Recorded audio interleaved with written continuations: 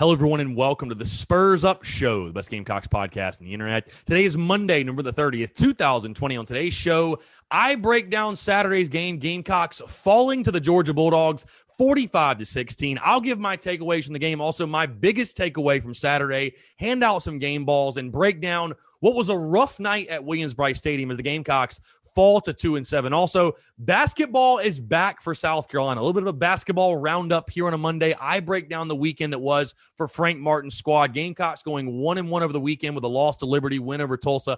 I'll give my takeaways, what it all means for South Carolina as the Gamecocks now go into a long off week before taking on the Houston Cougars this weekend in a ranked matchup. Also, of course, we're talking the coaching search. The coaching search rages on. I'll tell you guys what I've heard. It sounds like the Gamecocks could be getting close to making the hire for the next head football coach. Also, news and notes to get into, your listener questions, voicemails, and we do have a fantastic interview. Former Gamecocks offensive lineman Terence Campbell joins the show. Awesome interview with Terence, awesome guy. We had a fantastic conversation, guys.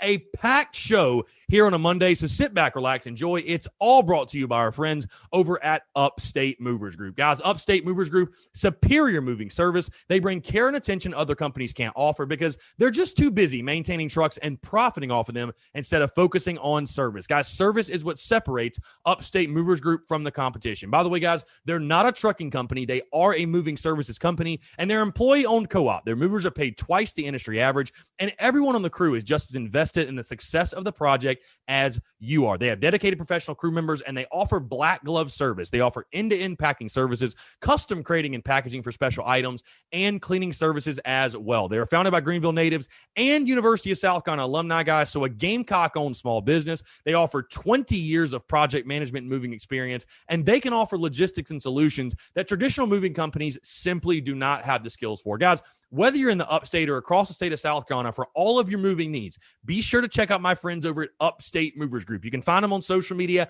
at Upstate Movers Group. And if you want some more information, of course, go to their website, upstatemoversgroup.com. That is upstatemoversgroup.com. Like I said, guys, whether you're in the upstate, across the state of South Carolina, or in general, if you're hearing my voice and you have moving needs, guys, we all know the pain in the butt that moving can be. You lose things, you break things. You simply just don't want to do it. Let the guys over at Upstate Movers Group take care of you. Again, you can find them on social media at Upstate Movers Group. And if you have any questions, you want to get in touch with them, go to their website. That's upstatemoversgroup.com, upstatemoversgroup.com. The show is also brought to you by our friends over at Southern Oaks Remodeling. Guys, locally and family owned, over 15 years of experience. They specialize in roofing, windows, doors, siding, and additions, and they're serving the greater Columbia area. Guys, also another Gamecock-owned small business. Guys, Gamecocks helping Gamecocks. We talk about it all the time on the Spurs Up Show. Be sure to check them out. They're on social media as well at Southern Oaks Remodeling. They have a website, of course, or you can give them a call if you've got any questions. 803-899-0284.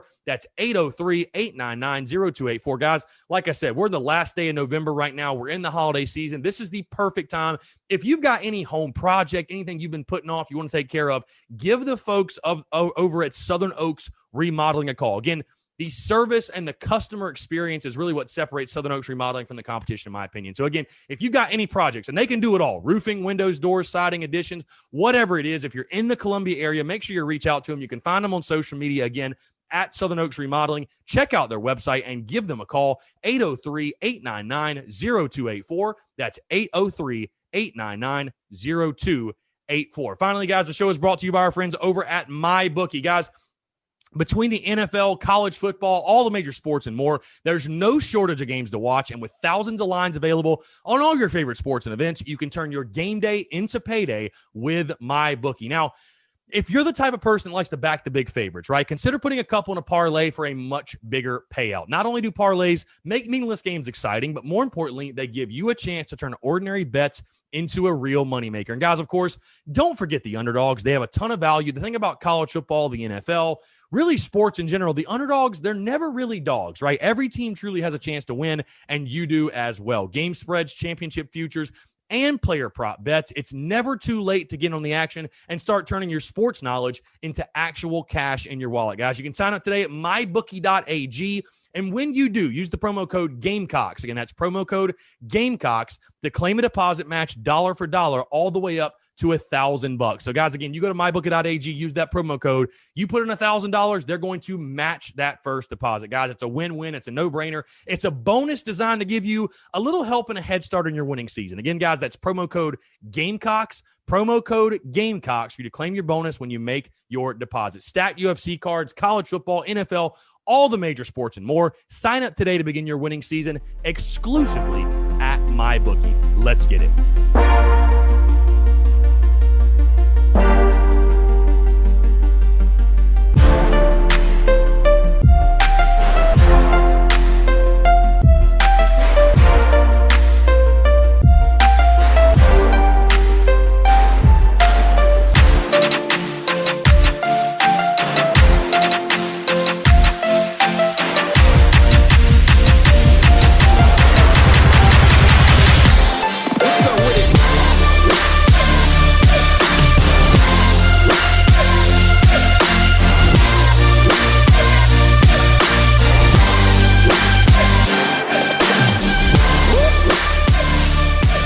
Monday. What is up, guys? I'm Chris Phillips, host of the Spurs Up Show. As always, appreciate you guys tuning in.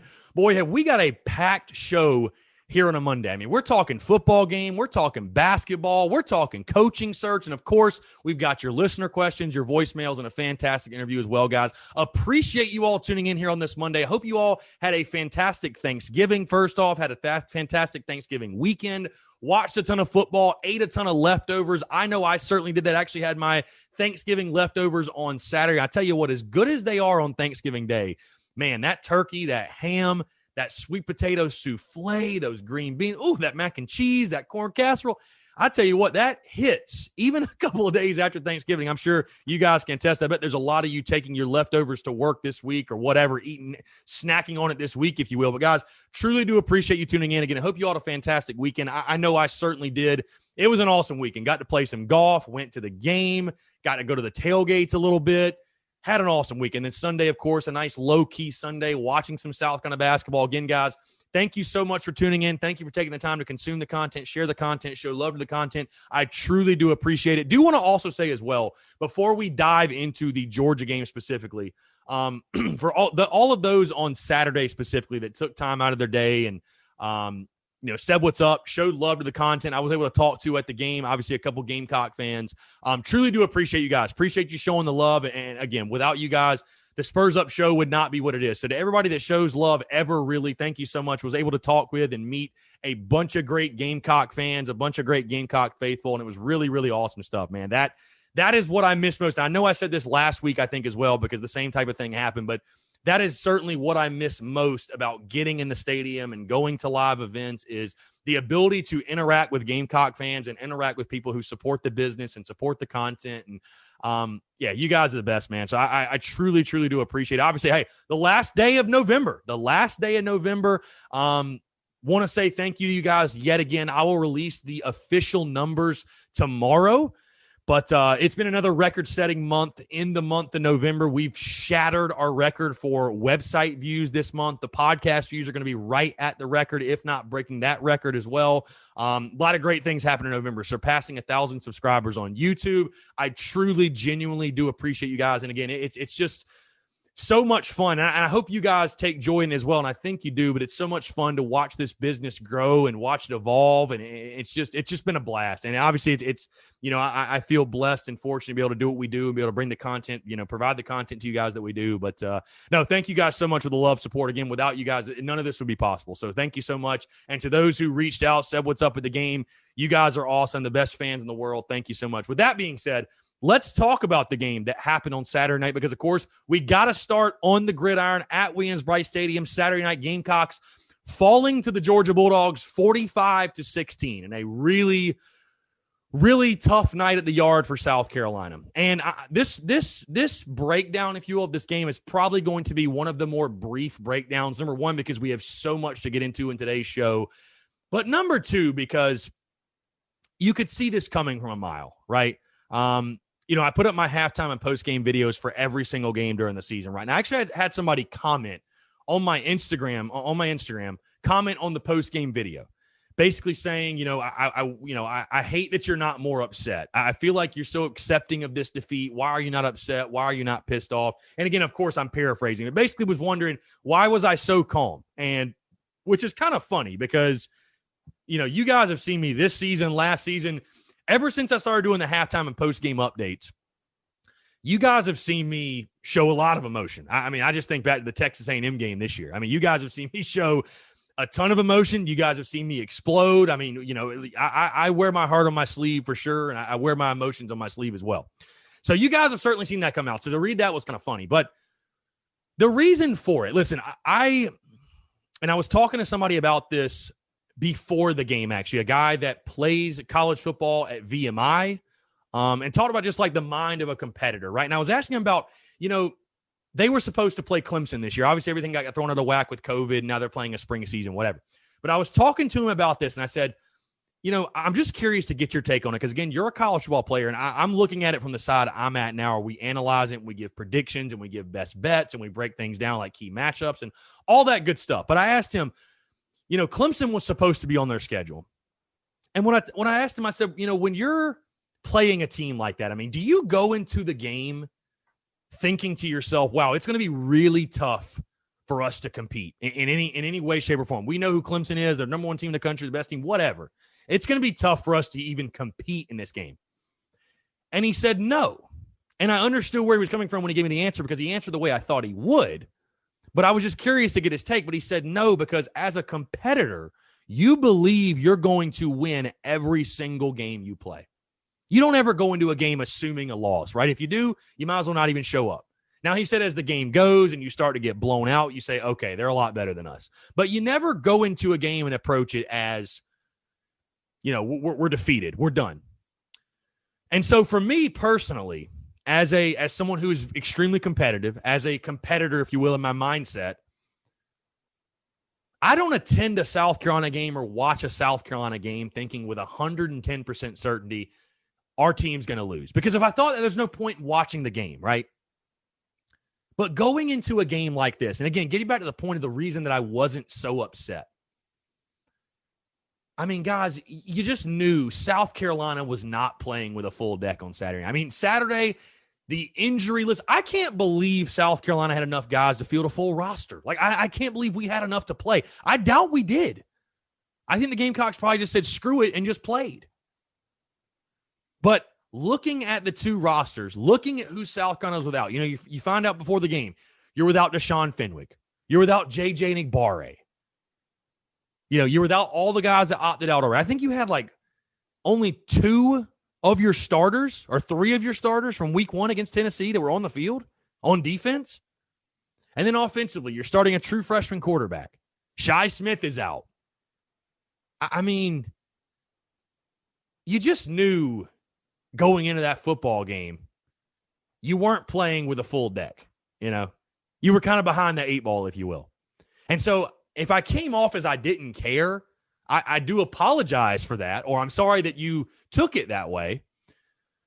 But guys, at this point, and I hate to say it this way, I really, really do. Because obviously I'm very intrigued for this upcoming weekend, not to get too far ahead of myself. I'm intrigued for this upcoming weekend if South Carolina can salvage a win in their final game at Kentucky. But the season feels like a bit of a wash at this point. The bigger storyline for South Carolina football right now is not whether it can beat Georgia or it could beat Kentucky. The bigger storyline is the coaching search. Okay, that's what we really all care about. And again, I will say this first things first. You lose 45-16. You open up the game going down 21-0. Again, you were outmanned. There's just no other way to put it. You were completely outmanned. And there's not a whole lot you can do about that.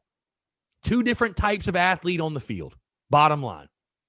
But I will say, for a team that went down 21-0 in the first quarter, I thought the guys showed a lot of fight. So I want to tip my cap, because there's every reason to quit right now. For these guys that are on South Carolina's roster, especially in this year with COVID and the opt-out option and the transfer portal, every guy has an excuse.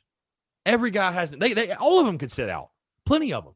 So to the guys that have stuck it out and are willing to fight and battle, and did so last week, in the Missouri game, and did so against Georgia, and that will do so in Lexington against Kentucky to close this thing out the right way, I want to say thank you. And I think collectively from Gamecock Nation, we tip our cap to those guys who are willing to lay it on the line for South Carolina. Because, again, they could have quit. They could have quit before this game even started. But you get down 21-0, you fight back, you battle, make it 21-10. And, again, Georgia, just two different types of athletes. You were outmanned. You were overmatched. You go into halftime 28-10. Can't really get anything going. And again, you were just overmatched. So again, for me going in this game, you always go into the game as a fan with a slight glimmer of hope, if you will. But I knew realistically going in this one, I said it last week, I didn't have that sense of optimism that I had, right? I didn't have that sense of optimism this year that I had going in the game last year. And the game, like I said, sort of went exactly how I thought it would go. And I want to stick offensively specifically because, listen, the Gamecocks defense, it's really tough to evaluate defensively what you did because you're literally without everybody. Your top two defensive backs opted out. You lose J.J. Enigbari in pregame. You've already lost Aaron Sterling and Brad Johnson. Ernest Jones goes out in the middle of the game. Jalen Dickerson goes out in the middle of the game. I mean, you're playing with, all due respect to those guys on the field. You're playing with all like second and third stringers. You're basically playing with the scout team at that point. So it's really hard to sit here and bitch and moan and be super critical of the defense. Because, I mean, what can you ask of them? You know what I mean? And, heck, I met up with my Georgia buddy. So I've got a buddy of mine, actually. The first time I'd seen him in a while, I met up with him at halftime. He works for Georgia football. Now, I'm not going to say his name or really what he does even, but he works for Georgia football, literally. He's at every practice, every game, obviously, works for the Dogs. And I just met up with him. I told him, yeah, man, we're just, we're outmanned. We're out, overmatched, whatever. And his response was, you're outmanned more than you even realize, bro. Like the fact that South Carolina's fighting like they are and keeping it even this close of a game is impressive. So that tells you the whole story right there. And again, I don't have to tell you guys. You guys all saw on the field. You all saw South Carolina was just outmanned on Saturday night. So, again, defensively, I'm not going to get all over those guys. They fought, they scratched, they clawed. They did all they could. They really just did all they could. I want to focus more offensively because if you're looking for positives, I think that is where the positives came from. Luke Doty going 18 for 22, 190 yards, a touchdown, and pick. His first career start as a Gamecock and his first career start ever at the collegiate level. And as you guys saw, I know the official quote-unquote breaking news came out on Saturday morning or Friday or whenever it was, but I had pretty good intel all week long from guys who are in the building for South Carolina, that work for South Carolina, that Luke was going to be the starting quarterback. I mean, heck, I listed Luke Doty as one of my key matchups for Saturday's game. But, you take a look at the young true freshman, and, I talked about the opportunity that presented to him. And I know we were all worried for Luke Doty because your first start coming against the Georgia Bulldogs and that group of guys, that defense as good as they are. But Luke Doty didn't see it that way, right? Luke Doty didn't see it that way. The opportunity, this is something you dream about. This is something he probably dreamed about when he was at Myrtle Beach High School. I thought overall Luke Doty played a fine game. And I'm excited for the future of Luke Doty. Now, a lot can change in college football. A ton. Okay? A ton. Does just because he had a decent game Saturday night mean next season he's going to be the starter? No. Heck, we've seen it this year with the whole Ryan Helinski saga. Just because you're having a good year this year doesn't really mean anything, especially with a new head coach coming in. You never know what can happen. But I'm excited for Luke Doty's future at South Carolina. Again, 18 for 22, 190 yards. Yes, he had the bad interception, but had his first career passing touchdown at the end of that ball game to Nick Muse with his first career touchdown as a Gamecock, who had a fantastic game, by the way. 8 catches for 131 yards. Unreal game from Nick Muse. But Luke Doty, I thought, again, he's just a guy. He's extremely raw right now, in my opinion. He's very raw. And that comes just from lack of experience. Heck, hadn't even been practicing at the quarterback position all year long, which, again, is still baffling to think this roster has been mismanaged that badly to that point where Luke Doty was working out at wide receiver. Just blows my mind. But Luke Doty is a guy, again, while he's not perfect right now, extremely raw, he makes you sit up in your chair. He still makes plays. Because, listen, I think whether, if it wasn't Luke Doty, whether it was Colin Hill or Ryan Hlinsky, I'm not sure South Carolina would have scored a point. I'm not even joking. I'm not sure South Carolina would have even scored a point on Saturday night. Luke Doty is the guy that on offense just gives them a chance. And I'll tell you guys this as well, by the way. Here's a little fun tidbit. Again, my buddy that works at the University of Georgia, he's been there like 5-6 years. He knows Mike Bobo. Knows him very well. And so he's got a buddy that talked to Bobo. And you know what he said, guys? He said that Bobo told him he's wanted Luke Doty since week 2. Week 2. He's known Luke Doty was the guy. But the only reason they didn't play him, he wasn't ready, which I can respect. You don't want to throw a guy out there too early and hurt his confidence. And, you know, once a guy loses his confidence, you don't know if you'll get it back. So I totally understand not wanting to throw him out there too early. I get it. But I think overall, you watch Luke Doty's game, and there are positives. That there are things you can see glimmers of hope in the way that Luke plays the football game.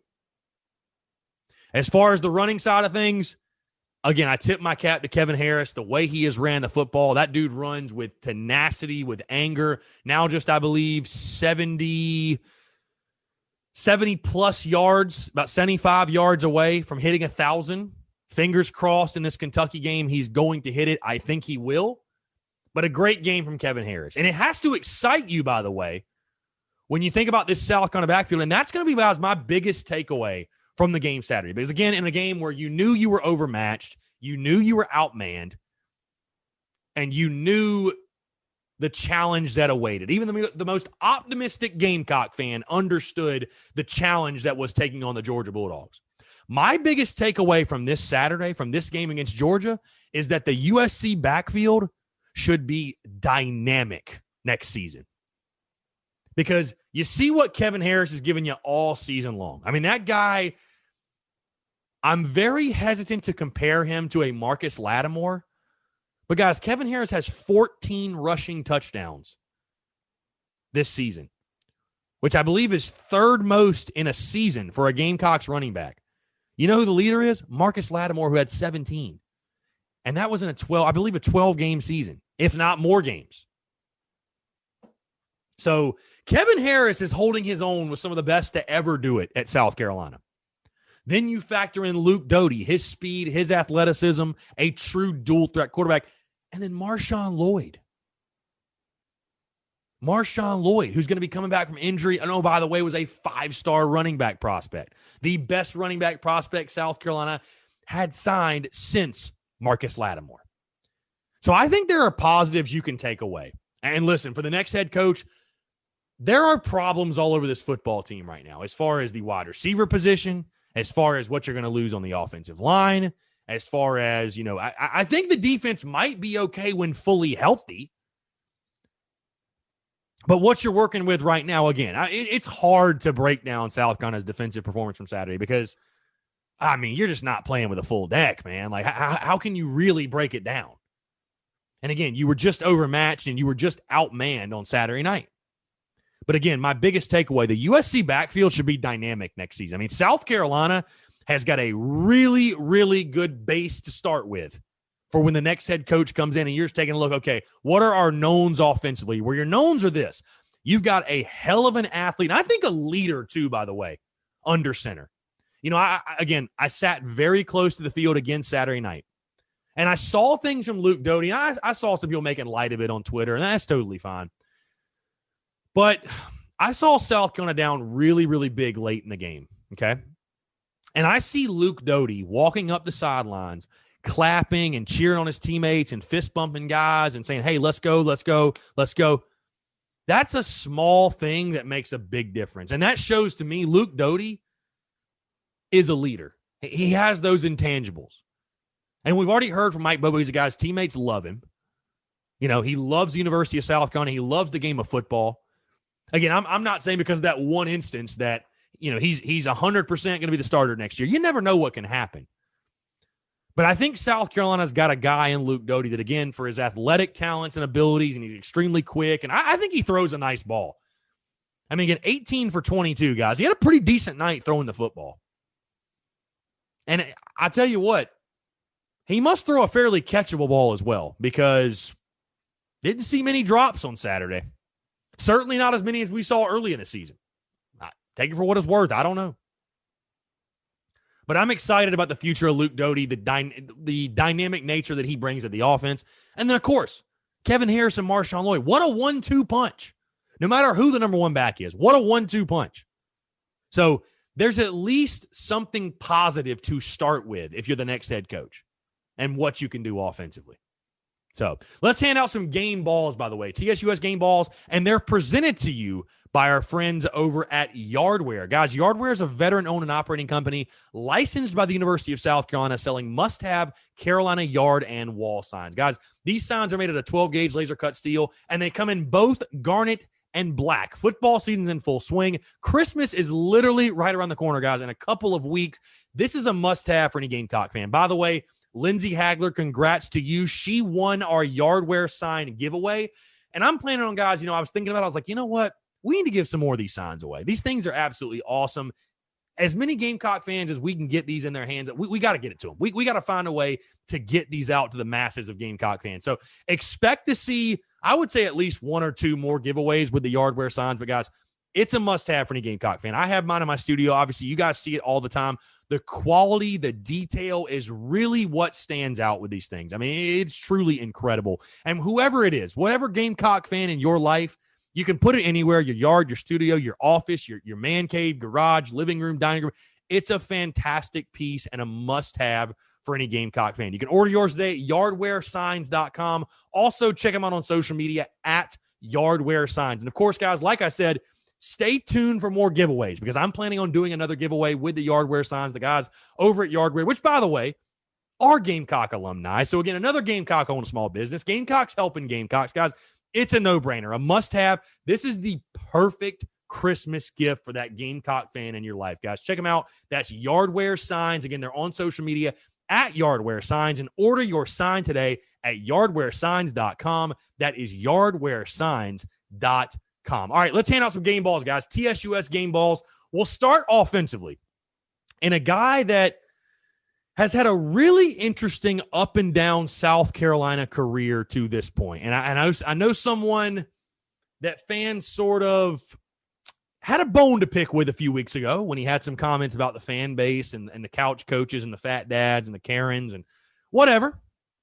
But a guy that, you know what, after all that, had his drop issues early in the season.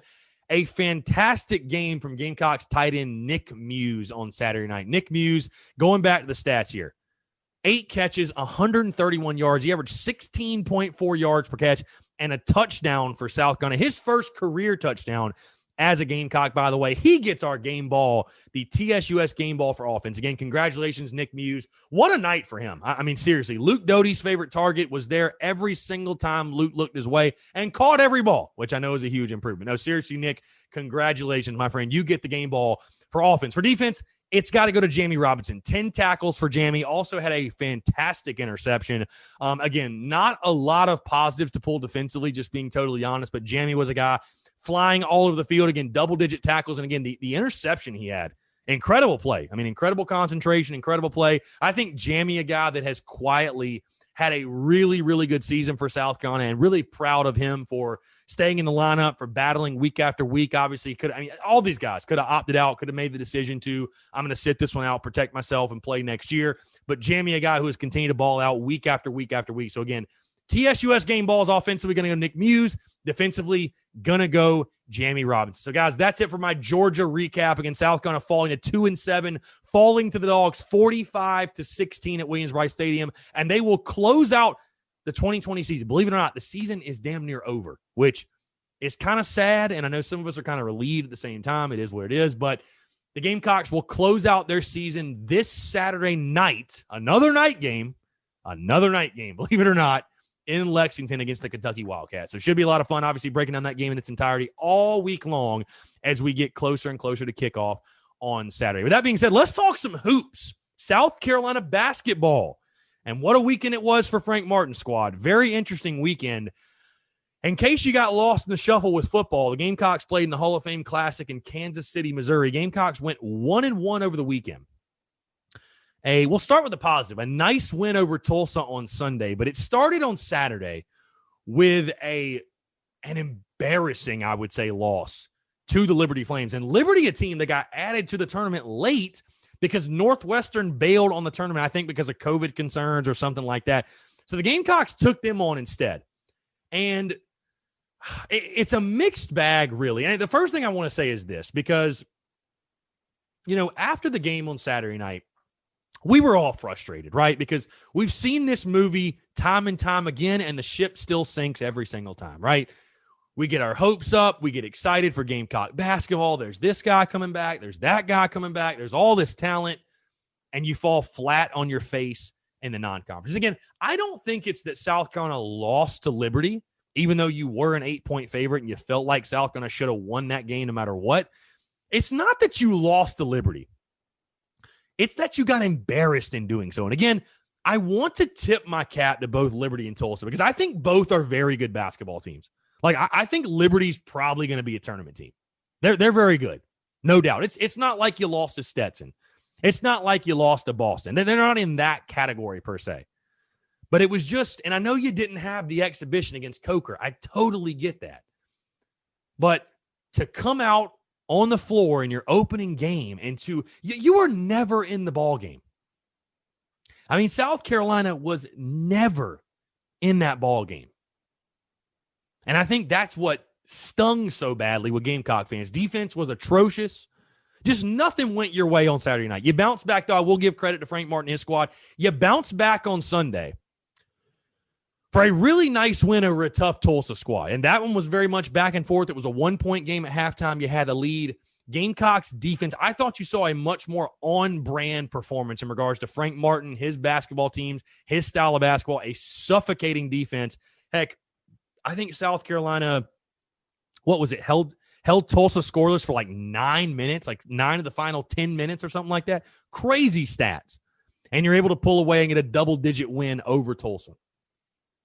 So a nice way to bounce back. If you'd have told me before the weekend that South Carolina was going to split in the Hall of Fame Classic, I probably would have said, you know what? That sounds about right. But what I think was tough was, again, watching that very first game, we're all coming into basketball season so fired up and so ready for it. I'm thinking to myself, man, I can't wait to watch this team. They're going to be so good. And to get thoroughly just beaten, get your ass whipped by Liberty. That was tough to deal with. But again, kudos to the guys. You come back on Sunday, you get the win. Again, it's so early to get bent out of shape about it, to be totally honest with you, because there's so many games remaining.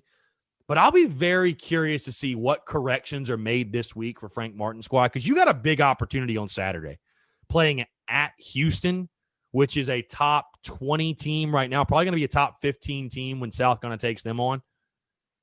So you got a big-time opportunity in the non-conference.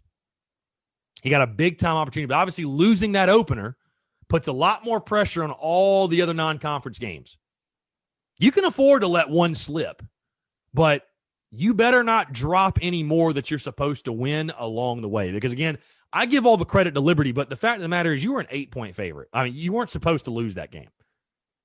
So, a mixed bag, if you will, for South Carolina to open the season. I thought Jermaine Kuznar did some nice things. A.J. Lawson, especially in that Sunday game. And, again, I know it sounds obvious, but this is going to be a South Carolina team that's going to live and die with its guard play.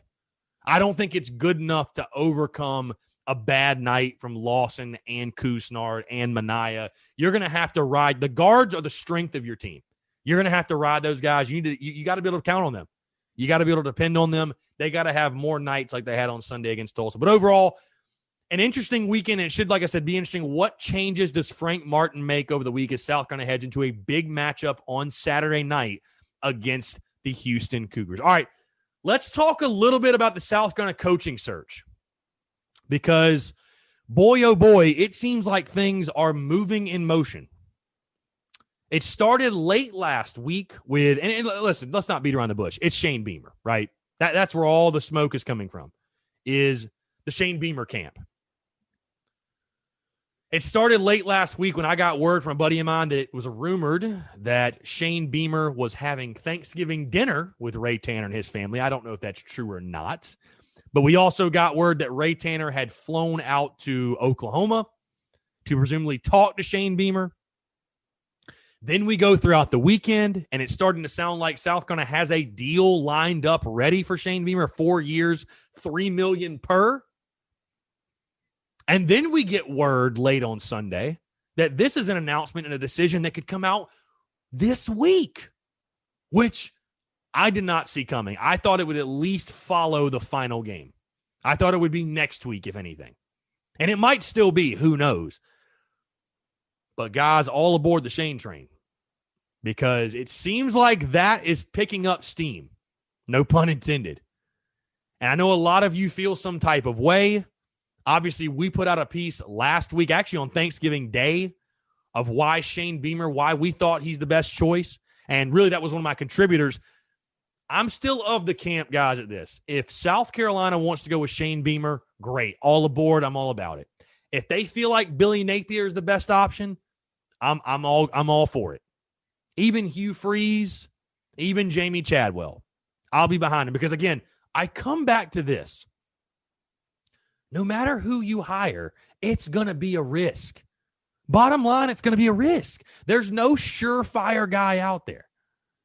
And I've seen the comments from different people. Oh, well, you don't pay a coach $15 million to leave if you're going to hire a guy who doesn't have any coaching experience, blah, blah, blah. Bullshit. If you feel like he's the guy, then he's the guy. Will Muschamp was a proven commodity. He was a loser. You were going nowhere with him. You want to see what Will Muschamp, what the effect he had on your program? You're a 2-touchdown underdog at Kentucky this weekend. That's the Will Muschamp effect for you. So, I'm going to be game really with whoever South Carolina hires. But we continue to see the endorsements for Shane Beamer come out from former South Carolina football players, from the all-time greats really to ever play at South Carolina. And I told somebody this on Saturday. I was talking to him about this coaching search and all, and I'll say it here as well. I'm not saying South Carolina should do whatever its all-time greats say it should do all the time. Like, just because Marcus Lattimore says it doesn't mean you should just do it aimlessly, right? You shouldn't do probably everything Marcus Lattimore or DJ Swearinger or, Devontae Holloman or Melvin Ingram or whoever, or Pat DeMarco tells you to do. But, man, when you look at this coaching search and you're getting those endorsements from those guys, those all-time legends, those all-time greats. We talked about it to John Strickland last week, the importance of the culture fit and changing the culture and all those things that matter in this coaching search. I'll be honest with you guys. Unless you've got a candidate in mind, unless you interview a guy or what, and you say, man, he is just that much better of a candidate than Shane Beamer. I mean, he just no doubt, no brainer, kills the interview, and you feel like after talking with him, this is going to be the dude to get us back to where we want to be. Unless you have that guy in mind, or unless you interview that guy, it almost would feel like if you don't hire Shane Beamer, you're spitting in the face of your all-time greats who are endorsing the guy. Again, I'm not saying they should just do it just because Marcus Lattimore said it or just because DJ Swearinger said it. That's not what I'm saying. Again, if they sit there behind closed doors and talk to a guy like Billy Napier and they feel like he's the dude, by all means, I'm game. Let's go Billy Napier. Let's go win an SEC title. I'm 100% on board with that. But unless he's that much better of a candidate, which I don't think he really is, to be totally honest with you. I mean, what has he done that Shane Beamer hasn't? Gotten fired by Dabo Swinney and coached at Louisiana. There's nothing that says Billy Napier is going to take the keys to an SEC program and have any success. Not really much more than Shane Beamer. I mean, let's just be totally honest, because again, it's so funny. I see the people on social media. The funniest part about this coaching search thing is everybody has an opinion on, which makes it great, by the way. I mean, I'm not trying to say that people shouldn't have an opinion on it, but everybody's got an opinion, but nobody knows what's going to happen. Hey, you know who else had head coaching experience? Will Muschamp. Who gives a damn? What does it matter? It's going to be a risk and a roll of the dice no matter what. And if you're going to roll the dice, why not roll it with the guy who's cut his teeth at your school? He has seen your school at its best. He knows what that looks like. He knows what South Carolina football at its peak looks like. Could it not work out? Sure. Hey, we might be here in 5 years. We might be in the same exact spot again in 5 years. But, bro, that's anybody South Carolina could hire. If they don't win, you're going to make a change. Coaches don't get 10 years in college football anymore. Bottom line, it could not work out. But it's sounding more and more like Shane Beamer is probably going to be the guy. And I'll tell you, if you're one of those people that is just so totally opposed to the hire and it makes you sick to your stomach and keeps you up at night to think that South Carolina might hire him, buckle up. That's all I got to tell you. Buckle up. Because, you know, again, if I had to put money on it right now, I would probably say Shane Beamer is going to be the guy. I mean, you don't start getting into the whole talking of contracts and financial numbers unless there's some real serious steam behind the momentum and behind the rumors, if you will. Excuse me. Behind the rumors. So I think most likely, guys, and it might come this week, I think Shane Beamer is going to be your next head football coach. We'll see. Again, it's going to be a lot of fun to keep up with, but it feels like all signs point to Shane Beamer right now. So, again, we'll see. And again, from everything I've heard as well, I think it is going to be Shane Beamer. It sounds like, again, when you start hearing rumors of financials come out, that's kind of the telltale sign like, okay, this thing is really happening. So, we'll see what happens, though. Really quickly, guys, news and notes, and I already mentioned South Carolina, the line coming out, Gamecocks plus 13 at Kentucky, which, I'll be honest with you, blew my mind. I mean, listen, I know South Carolina's got a ton of issues. Heck, who knows who's going to play defense? They've got a ton of issues. But Kentucky has been a train wreck this season. Cannot believe the Gamecocks are a 2-touchdown underdog. Also, that game going to kick off at 7:30, which, guys, I know. I mean, it's insane that in years where we've been really good, we get nothing but noon games. But in a year we're terrible and we can't even go to the games, we're getting nothing but night games. And Carolina hadn't won a night game all season long. I mean, it's wild. I don't know. I don't know what in the world it is. Another 7:30 game, whatever. I guess it makes scheduling easy for yours truly. We don't have to change up the routine very much, but no, just wild. I mean, just wild. Only way to put it. So that's it for news notes, guys. Let's go ahead and dive into your listener questions and voicemails. Got a bunch to get into. We'll go ahead and kick it off. Hey, what's up? I think we're going to get worse before we get better because we don't have any receivers. Our defensive line is undersized, and our line isn't very good. If we lose Darius Hutcherson and maybe Dylan Warnham, and as far as quarterback go, we know Hill and Alinsky will probably leave if Doty's going to be the presumed starter. It leaves us with Luke Doty and another freshman quarterback. So I think they're going to get better. I think we could hire Urban Meyer, Jesus Christ, Steve Spurrier Jr., or anyone. I think our program is in a bad place because we have Kevin Harris and Marshawn Lloyd, you can't win football games in the SEC with being one-dimensional and run the ball. Thanks for listening. Appreciate you all.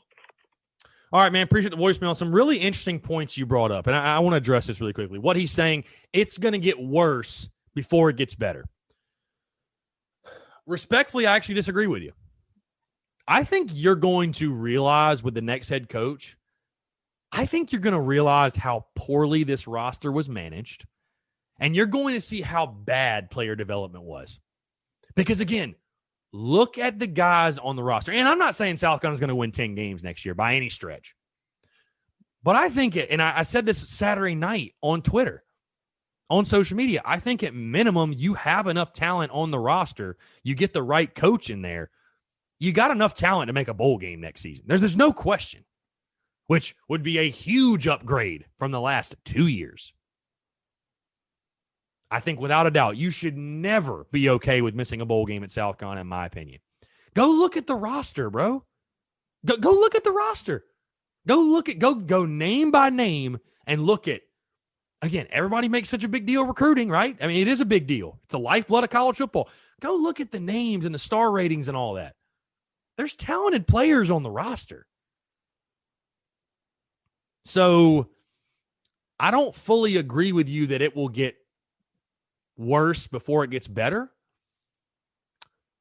Because, again, I think you're going to see with the next head coach, I've said this before, too. I'd love to be a fly on the wall, man, when the next head coach gets here and he takes a look at the roster and he takes a look at where Will Muschamp was playing them and how he was using them and goes, what in the hell was this guy thinking? What the hell? So I'd love to see that, honestly, because I think you're going to be shocked. I think you're going to be amazed. But again, I look at the roster right now even. I think with the right coach, there's enough talent in this roster to make a bowl game. And I know recruiting is going to suffer massively. I mean, heck, I think you're ranked like 91st right now. I mean, we had tons of decommitments last week. You're ranked nearly 100th. You're last in the SEC. You've lost some of your best commits, which sucks, obviously. But it's the nature of the business. You had to make a move. The transfer portal, I think, will be a big thing for South Carolina. But I think there's enough talent on this Gamecocks roster to make a bowl game next season with a first-year head coach. And I don't think the expectations should ever fall below that. I'm sorry. I just do not believe they should ever fall below that. So, respectfully disagree with you. Hey, you might be right. Never know. But I think there's enough there for South Carolina to make a bowl game next season, even with a first-year head coach. So, appreciate the voicemail, though. Hey, Chris, want to get a quick reaction to the game. It was tough. The guys are undermanned, outmatched. It was blatantly obvious, but hats off to the guys. They played their ass off tonight. And, shout out to Kay Harris. The man's still a beast. I know he didn't get his yardage tonight, but, man, he's so much fun to watch. Luke Doty, he made the mistake on the pick. It's a freshman mistake, but I thought he looked good. I mean, the offensive line gave him just zero time to make a decision to move. Hats off to Nick Muse. Very quietly had a really good game, and shout out to both of them for getting their first touchdowns at Gamecocks. I look forward to many more from Doty in the future. Switch over to men's basketball. Man. People are going to say it's the first game. Liberty's a good team. And, yeah, that's fair. Liberty is a decent team. They are a good team. They won 30 games last year, but it's the way you lose. It's the fact that you felt like South Carolina was never in the game. We were down by 20 at one point. We cut it to 15 a couple of times, but never really threatened in the second half. Matter of fact, never really threatened at the end of the first half either. And that, to me, bothers me. They'll be better. They'll put it together. I know they'll be better, but, man, that is just not a good start, not a good look. Hopefully they bounce back tomorrow. But also, I want to give a shout-out to you, man. Always keeping it real. Love your content. Love your show. I have to always respect you for sticking to your guns. You don't sugarcoat anything. That's why I love your content. Anyway, hope you had a good holidays, man. We'll talk to you later. Tim, appreciate the voice, man. Always a pleasure. Always great to hear from you. Always fun to have you call in. Great banter as always. So the football side of things first. That's one thing I didn't mention earlier too, man. Luke Doty was running for his freaking life all night. I don't know what happened to the South Carolina offensive line. Again, tip the cap to Georgia. I mean, they've got 5 stars all over the place, and I mean on both sides of the line of scrimmage. And that's kind of where I knew, especially coming on the defensive side, it was going to be a long night for you because I mean you look at the hog mollies Georgia's got on that offensive line woo, I mean, they're going to push around defensive lines that are, no offense, much better than the one you feature. But no, listen, I thought Luke Doty, I mean, you get your first career start against the Georgia Bulldogs and one of the best defenses in the entire country. I thought he played well. He's going to have his growing pains. He's going to make his freshman mistakes.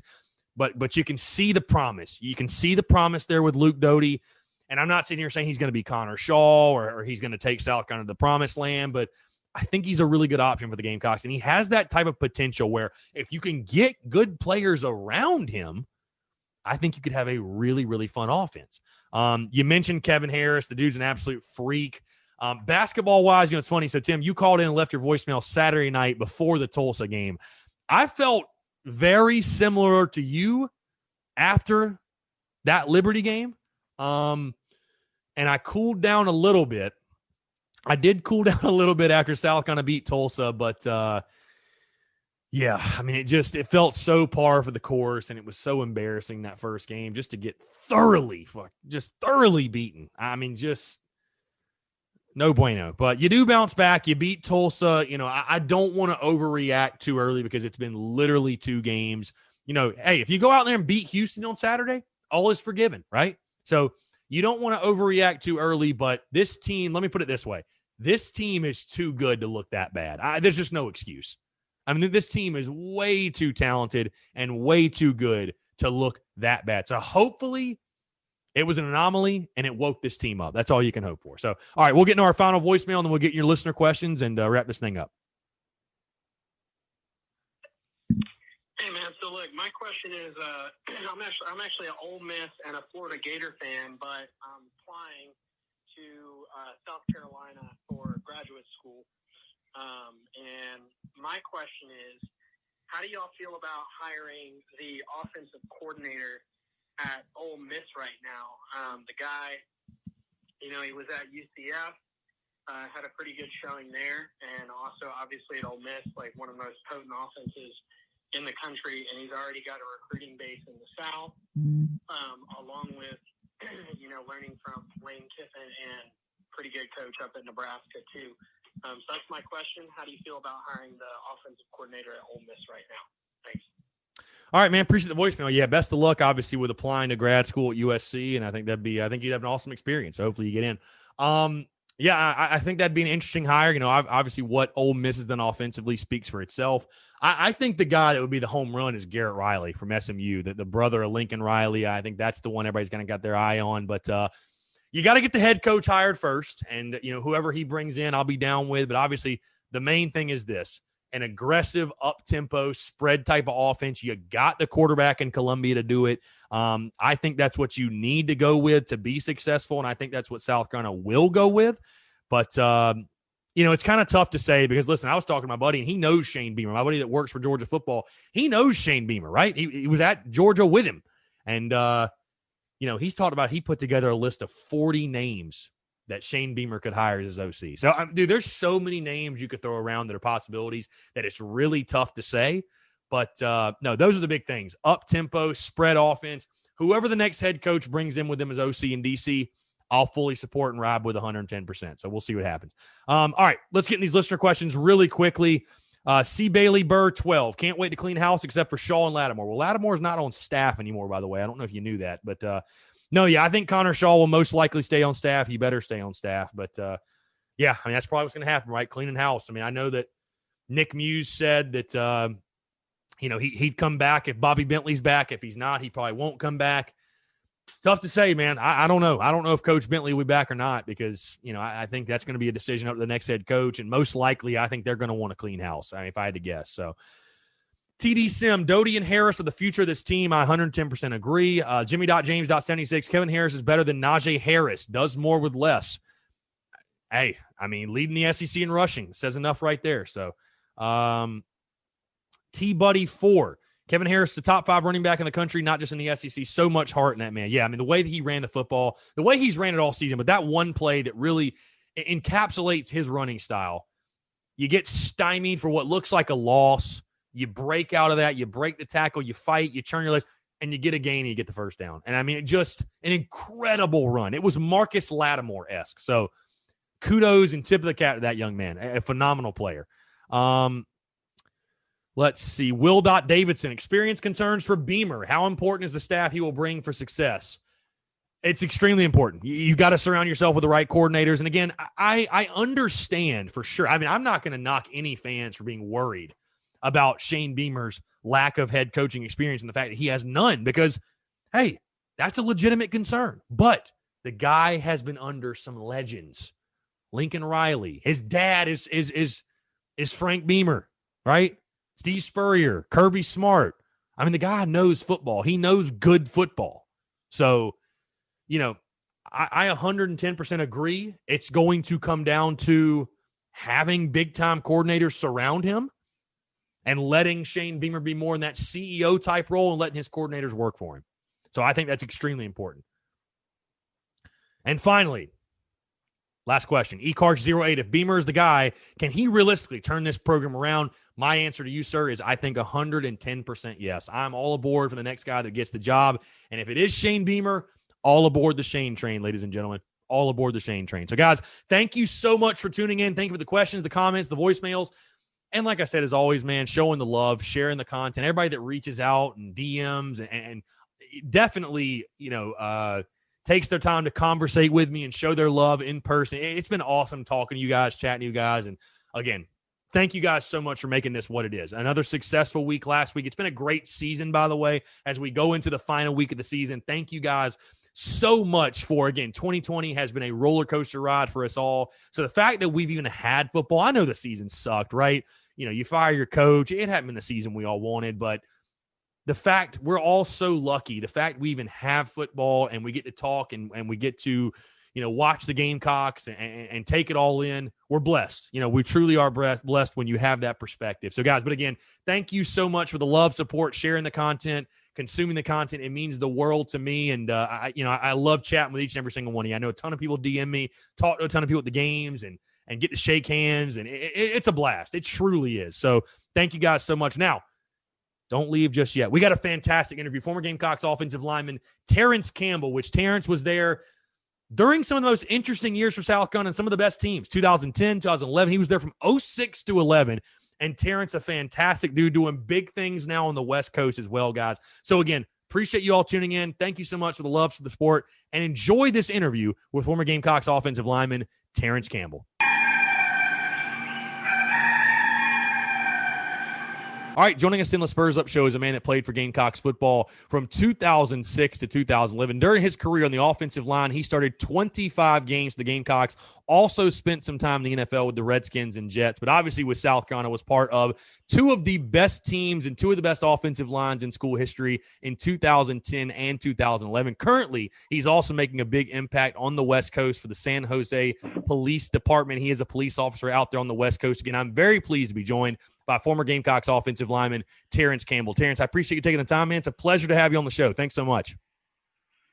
Pleasure to be here. Thank you for having me. Absolutely, Terence. I love Gamecock Nation. Yeah, no, for sure. So I want to go back to the beginning for you because you're a guy, you went to South Cobb High School. You're from Austell, Georgia, and you find your way to South Carolina. Again, when you got to South Carolina, it was crazy, Terence, because I totally forgot. I mean, I remember you being a big key piece of the Gamecocks offensive line. Like I said, especially in 10 and 11. I think 11, you basically started every single game that year. But you got to South Carolina way back in 2006. I didn't remember you getting there quite that early. I know you redshirted that year and kind of, you know, earned your stripes, if you will, those first couple of years. But you got to South Carolina at an interesting time because Steve Spurrier had just taken a job at South Carolina in 2005. Yeah. There was a lot of buzz around the program, a lot of momentum. And again, you're a Georgia guy. So how did South Carolina come into Georgia, pluck you out from the Dogs, from Georgia Tech, from everybody else? What was the recruiting process like for you as a whole, Terence? And then why did you choose South Carolina? Man, the recruiting process was a lot of fun. You know, Georgia recruited me, offered me a scholarship. Georgia Tech offered me a scholarship. You know, everybody in Georgia offered me a scholarship. And it was just how Coach Tyrone Nix just approached me. You know, he approached me, come to my house. Coach Spurrier came to my high school. You know what I mean? Things like that mean it's just like it seems like they really want you. You know, they really want you to come be a part of this. And, you know, he always encouraged, Coach Nix always encouraged me to be myself. He was like, we brought you. He was like, you know, I'm sorry about that. He was like, we brought you here, you know, to to be who you are, to be a player, to be animated, to have that energy. You like bring that. That's what we want. That's the reason why we recruited you so hard. So the process was amazing. It was just a lot of fun. And you got recruited as a defensive lineman, correct? You weren't an offensive lineman coming out of high school. Because you're talking about Tyrone Nix.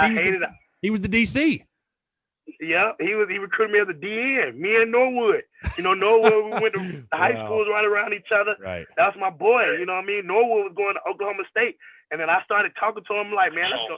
I'm like, man, let's go to South Carolina, man. Let's go be playing the SEC, and make some noise in the SEC. And, he was all down for it. I was able to get him to turn and come to South Carolina with me as well. And it was just, it was a lot of fun. I was looking forward to it. Even my first year, we was both. He was second team defensive end. I was second team DN. He went on to start and be a hell of a player. Mm-hmm. I ended up tearing my knee up my freshman year, and I gained a lot of weight. And I just wasn't a D tackle. D tackle I didn't know how to play D tackle. I wasn't a D tackle. And Coach Spurrier decided to move me. And honestly, I think that was one of the best decisions. I hated it at first. I did not want to go play offensive line. I was like, I am not an offensive lineman. I did not want to do it. But the guys he was recruiting, like a Cliff Matthews and a Clifton Gathers and guy Melvin, like guys he was recruiting was just like phenomenal guys at defensive end. You know what I mean? And I was good at defensive end, but I don't think I had quite the talent that they had at defensive end. So I think playing lineman was playing guard and stuff was able to keep my career advancing. For sure. So I want to dive in that just a second, but I want to switch gears a little bit. And again, I want to talk about I didn't realize your high school teammate was Kenny McKinley, the late Kenny McKinley, which rest in peace. And I know I've actually seen you a lot on social media, and we recognize Kenny. And again, rest in peace to one of the all-time Gamecock greats and a great dude from all accounts, a great person. Just talk about, I'd love to hear, just because, again, you were his high school teammate. You saw his development at South Carolina. And again, it's been fun because I've seen a lot of your comments. And everybody loves to have the GOAT conversation, whether it's the best quarterback in school history, the best running. Of course, you got to talk wide receivers, and there's been a lot of them at South Carolina. And I know you're very adamant. Kenny definitely deserves to be in the top 2 or 3 guys to ever catch the football at South Carolina. But talk about him as a person, as a player. What you remember from the late great Kenny McKinley? I mean, I gotta see Sidney, Kenny, Alshon, Sanders. You know what I mean? The list goes on. The young bull came in right when we left, so the list goes on, man. I gotta see a lot of great receivers, but Kenny didn't even play receiver in high school. Kenny was our starting quarterback since he was a freshman in high school. He was a varsity starting quarterback. As soon as he was a year older than me. As soon as he became a freshman, he started being the starting varsity quarterback. It was just amazing, man. He was like Michael Vick in our hood. You know what I mean? Like, do everything, run across the field, run back across the field, shake everybody, throw it for a touchdown. It was just amazing, man. He was an amazing teammate. He was my best friend. You know what I mean? He was just everything to me. He was my big brother. Led the way. I always took care of everybody. And I mean, the stuff he did on the field was phenomenal. But the person he was off the field was always just even more phenomenal because he was just that guy. We used to ride in the car. And say if he hit the brakes too fast or something like that, he'll reach over and put his arm across me. It's like I'm 200, 300 pounds, bro. Like, we good, you know what I'm saying? But it's just love, you know what I'm saying? That's just the type of person he was. Numerous things he did for me as far as just helping me with the school process of learning and, helping my development as a player. I remember when I got hurt my freshman year, I was down and out. He was coming to visit me at the hospital and kicking with me. He was just my dog, man. And stuff like that, you just never forget. You know what I mean? You never forget, And him as a player, he was an exceptional player. I know I talk more about him personally, but he was an exceptional player. Like I said, he played quarterback in high school for us, The last game of the year, he freaking threw for like 6 touchdowns. We lost in overtime against Collins here. I think it was like one of the most points scored in Collins. Georgia history for a high school game. We went to a 6 overtime game. It was amazing, And he just was a great dude, man. Great athlete. Then to see him transition, to see him put that training in. Before he went to South Carolina, he'll be at the high school putting in training to get better receiver because he knew he was going to go there and play receiver. And to see how he trained and how good he got at it, and for him to go off and, start right away at South Carolina when he wasn't, You know, he was like a 3-star recruit. He was transitioning from quarterback, and for him to break all those records and, you know, be the all-time leading receiver, I don't know if it's still holding up, but it always hold up in my mind is he's the all-time, you know, Gamecock leading receiver, and I think receptions as well or something like that. But like, he just was an amazing guy, man. I can't, you know, I love and miss him to death every day. Every time I see 11-11, one time for Kenny Mack. Every time I see 1-11, one time for Kenny Mack. Love y'all always and forever. So, yeah, that was my dog. Yeah, R.I.P. Kenny Mack, man. Again, truly one of the legends to ever wear the garnet and black. I want to get back to your career, Terrence. Again, like you said, 2006, you redshirted as a true freshman. You had that knee injury, which knocked you out. 2007, though, is when you come in, you're listed as a D lineman, but you got your number changed from 81 to 60, and you get moved to the offensive line. Sort of a two-part question, because I'd love to know, again, like you said, I'm sure that was kind of a shock to you, and I don't know how well received it was, but what was the conversation like? I mean, did they just tell you, hey, man, we're moving you to O-line? And then Steve Spurrier, I want to get your thoughts on Coach Spurrier, the interactions with him, your relationship, because I would imagine he was somewhat part of that conversation, but yeah, what was that like for you? I know that's got to be a shock. You get recruited as a defensive player and you have all these dreams and aspirations. It's like, hey, man, you're moving to O-line, you know, which is not a glorious position, by the way. It's not like playing DM where you're making plays and you're getting credit and recognition. The offensive linemen are the unsung heroes. You don't get the credit that you get, you know, playing defense. Not at all. The only time you get recognized is when you give up a sack. When you mess up, yeah. When you mess up. Every time, like, you give up a sack, Coach Spurrier would be like, you know, we had a receiver open on that play. Like, of course. On the play that I gave up a sack, as a receiver open. You know, but man, when Coach Spurrier came to me and told me that, you know, I believe we were sitting out in the field, and he gave me a shot. Coach Spurrier, man, I have no bad words for Coach Spurrier, man. He's a real true players coach. His wife is amazing. She was just such a sweet lady, and I could talk to her as well, you know. But Coach Spurrier, he was a good dude, man, and he was all for winning. You know, he taught us that competitive spirit and how to be competitors and how to, you know, take the game serious and how to, you know, approach the game. And he just when he came to me, he was like, man, you know, you're at the bottom of the depth chart at D tackle, just straight shooter. You're at the bottom of the depth chart, D tackle, and you know, we feel that you're a fighter, and we need some fight on the O-line. And if you could, we're not if you could, we're moving you to the O-line, and we want you to be a guard. So you're gonna start working with Coach Said, and Coach Said was there. He used to be one of the great offensive linemen and everything like that. Said Williams. Mm-hmm. Oh yeah.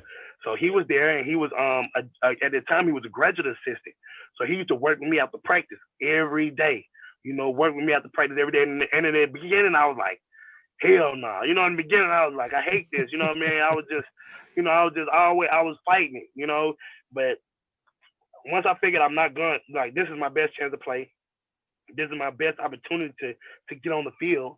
You know, yeah, I got to learn a whole new position. I got to learn all new traits and skills. But, you know, ended up working out, you know. And Coach Said, man, I thank Coach Said for starting me on the process of getting good, of knowing how to be as an offensive lineman, and knowing, you know, what to do in the weight room and everything, you know. So it all changed. My whole dynamic changed. Food, I got to eat a lot. I got to eat a lot more when I became offensive lineman. I can tell you that.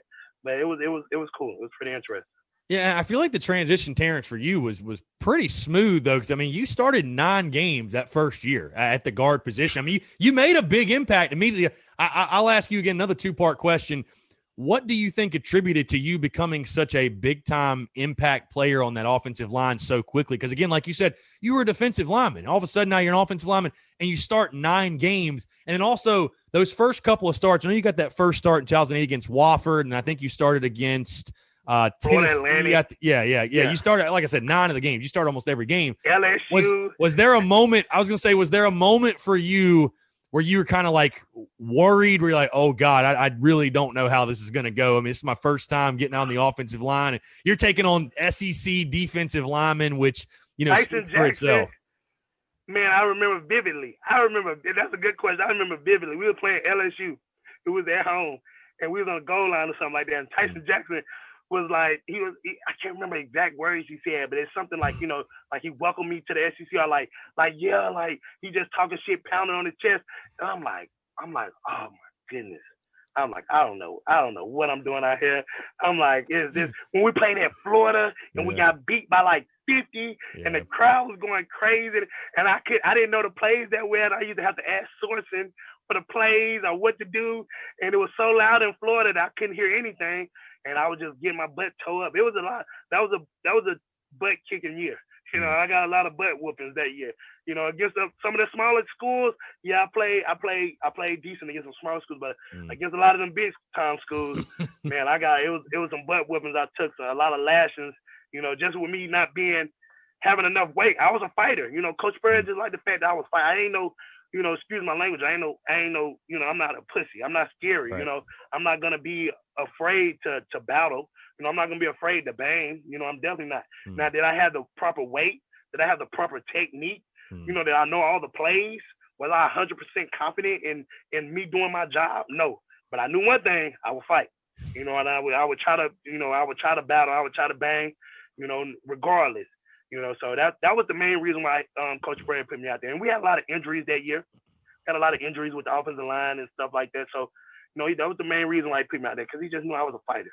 And I really respect him and appreciate him for giving me the opportunity and that chance to go out there. Yeah. But yeah, it was definitely that LSU game against Tyson Jackson. He was on the goal line. He pounded on his chest, and I can't remember the exact words he said, but it was basically like, "Welcome to the SEC" or something like that. You know, and I'm like, damn, it's real right here. Like, you know, so that was probably one of the defining moments for me that year. No, love it. Like I said, I think those early tests paid off for you, because obviously, again, you were a huge contributor. I want to ask you specifically about your injury history, because, again, 2006, you have the knee injury, which anytime you mess up your knee, it's tough. I mean, you never want to hear that as far as a knee injury is concerned. In 2009, it's your fourth year on campus.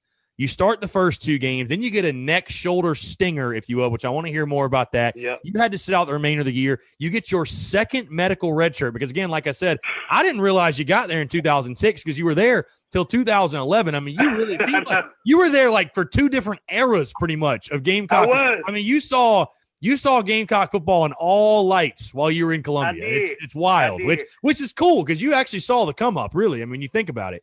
But I tell people that all the time. Yeah. I seen it from the beginning, baby. Yeah. Like I tell people all the time. I seen it from when people was missing summer workouts. Not none of us as freshmen, but like other cats was missing summer workouts. To now, it's a guarantee that everybody's gonna be at summer workout. It ain't even no question about somebody missing summer workouts. You know, ain't even no question about somebody finishing all their reps and, you know, everybody competing and going hard. There's no question about it. You know, so that was it was fun. Yeah, I wanted to, like I said, big main players. Yeah, I wanted to ask you specifically about that injury history. Just how tough was that for you? And again, getting that second medical redshirt, I know that had to be, you know, awesome for you because you want the opportunity to write your own legacy, if you will. But I mean, you just at some point you're thinking to yourself, man, like I just can't catch a break with all the injuries. I mean, what? And I know offensive lines, obviously, you're going to get banged up. I mean, it's a car crash every single place. I mean, I guess it's not really surprising, but just talk about that, dealing with the adversity of dealing with the injuries. Man, it was just it sucked.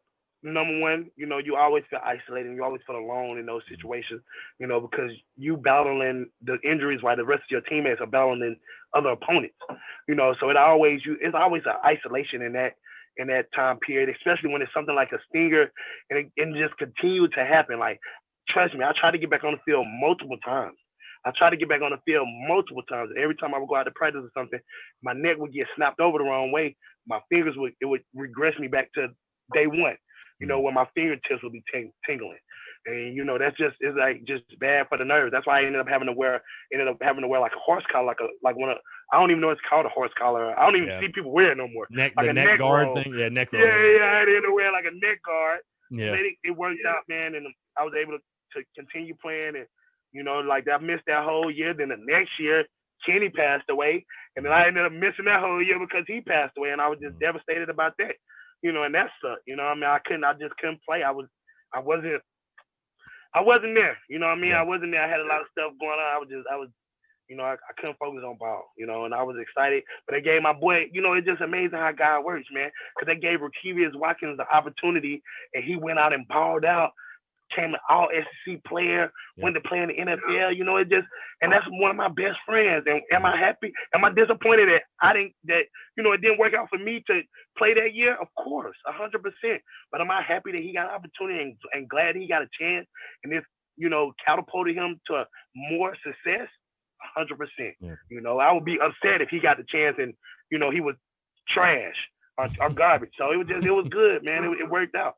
And then, it sucked. Like I said, it sucked. It was an isolation moment, but, you pushed through it. And, at that time, I really wasn't leaning on God. I really didn't know too much about God at that point in my life.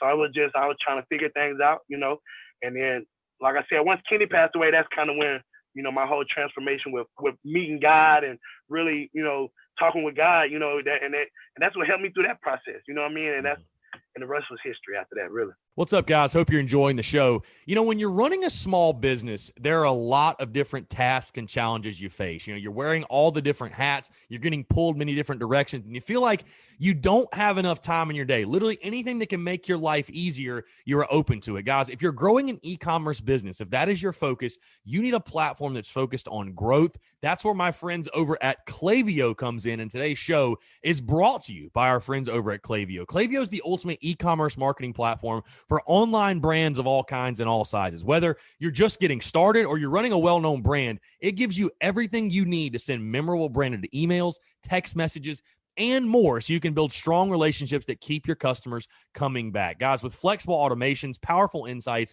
and super precise targeting, Klaviyo is a faster way to turn great ideas into great customer experiences. That's why it's trusted by more than 40,000 brands like Living Proof, Huckberry, and 8 Sleep. Guys, in fact, an average Klaviyo customers see a 41% increase in overall revenue within 5 months. So Klaviyo scales with you so you never have to switch. They support everything from garage startups to iconic billion-dollar brands. Guys, if you want to learn more about how you can grow your brand with Klaviyo, visit klaviyo.com/grow. That is klaviyo.com/grow to get started with a free trial today. Again, that's klaviyo.com/grow, klaviyo.com/grow. Go check them out and tell them Chris from the Spurs Up Show sent you. Yeah, you mentioned Rock Watkins, man. Had him on the show. He's an awesome dude. What a character that is for sure. Rock is my guy. Rock's a good time, man. Rock's a good time. Yeah. I want to ask you too. Again, we just talked about it a little bit. Like I said, it's interesting. Like you saw the come up with South Carolina football, and you mentioned, and I remember that vividly as well when Coach Spurrier was sort of, complaining about the commitment and guys not showing up to summer workouts and stuff like you're saying, you know what I mean? Things that championship teams do. I'm curious to get your opinion on just like what do you think changed from 2006 to 2011? Because you started to kind of see it happening, especially in 2009 with Steven Garcia, and you beat Clemson, and then obviously 2010. You go to the SEC title, and then 2011, It speaks for itself. You win 11 games. But what is it just as simple as you just changed the guys in the locker room and that changed the culture? Like what changed during your time at South Carolina to get to that point where you won 11 games? Guys, it's the commitment. We was like a big family. You know what I mean? Like DJ could come over there and yell at the offensive line and talk crazy to us. And it wasn't like, bro, like, get away, bro, go back on your, It wasn't none of it. It's not that type of vibe. It's like, bro, you're right. We need to step up. Yeah, we need to pick it up. I could go to the DBs. I could go to the D-line, bro. Like, bro, can we get a sack? What's up? Can we get the ball back? Like, and it was no egos. Stephon Gilmore, a hell of a player. He didn't have no ego. He wasn't flashy. He wasn't trying to stand out. He was a team player. Alshon Jeffrey, he didn't have no ego. He wasn't flashy. He wasn't trying to stand out. He was a team player, coming to all the workouts, working hard. Yeah, maybe he's not the one yelling and screaming and stuff, but you got different guys to do different things. Some people lead differently. Alshon would lead by example. Stephon Gilmore would lead by example. I would do more talking and more yelling. We'll have other guys who would do more talking and more yelling. I can think of a vivid moment where one day we're running the bleachers outside because somebody got in trouble. And that person who got in trouble, one of our teammates punched that person in the face. Literally, punched him in the face. And did he quit? Did he quit the team? No. He actually went on to be a good player and go to the NFL. You know what I mean? But at the time when we was getting in trouble and running, it was because of him. He was young, but you had older guys to step up and be like, bro, like, and not afraid to challenge you, not afraid to check you. And and I think that's what it's about. You gotta all be one team and all be willing to push each other to that goal. You get more people get an opportunity when you win 11 games. More scouts look at that film when you win 11 games. More people, more awards are given to that team when you win 11 games. Compared to you winning 2 games, 3 games, 6 games. Nobody's checking that for that film. Everybody turns into a lot of times when stuff starts going downhill like that, a lot of people turn into individuals, and worry about their stats, worry about their tackles, worry about their catches and stuff, worry about their assignment instead of the overall team. And that's what it is. It's a team effort, and it doesn't start when the season starts. It starts in the off season. It starts in the summertime before the coaches. It happens when the coaches are not around. The coaches are not bringing us together. That's not happening. We used to have cookouts, and it wouldn't just be an offensive line cookout. It'd be an everybody cookout. It wouldn't just be a quarterback cookout. It wouldn't just be a DB cookout. It's like everybody show up, everybody come have a good time. And that's what would happen. I'd throw parties, and everybody would show up, and we would have fun together as a team off the field. So when we came on the field, it's like we want to celebrate and have fun too.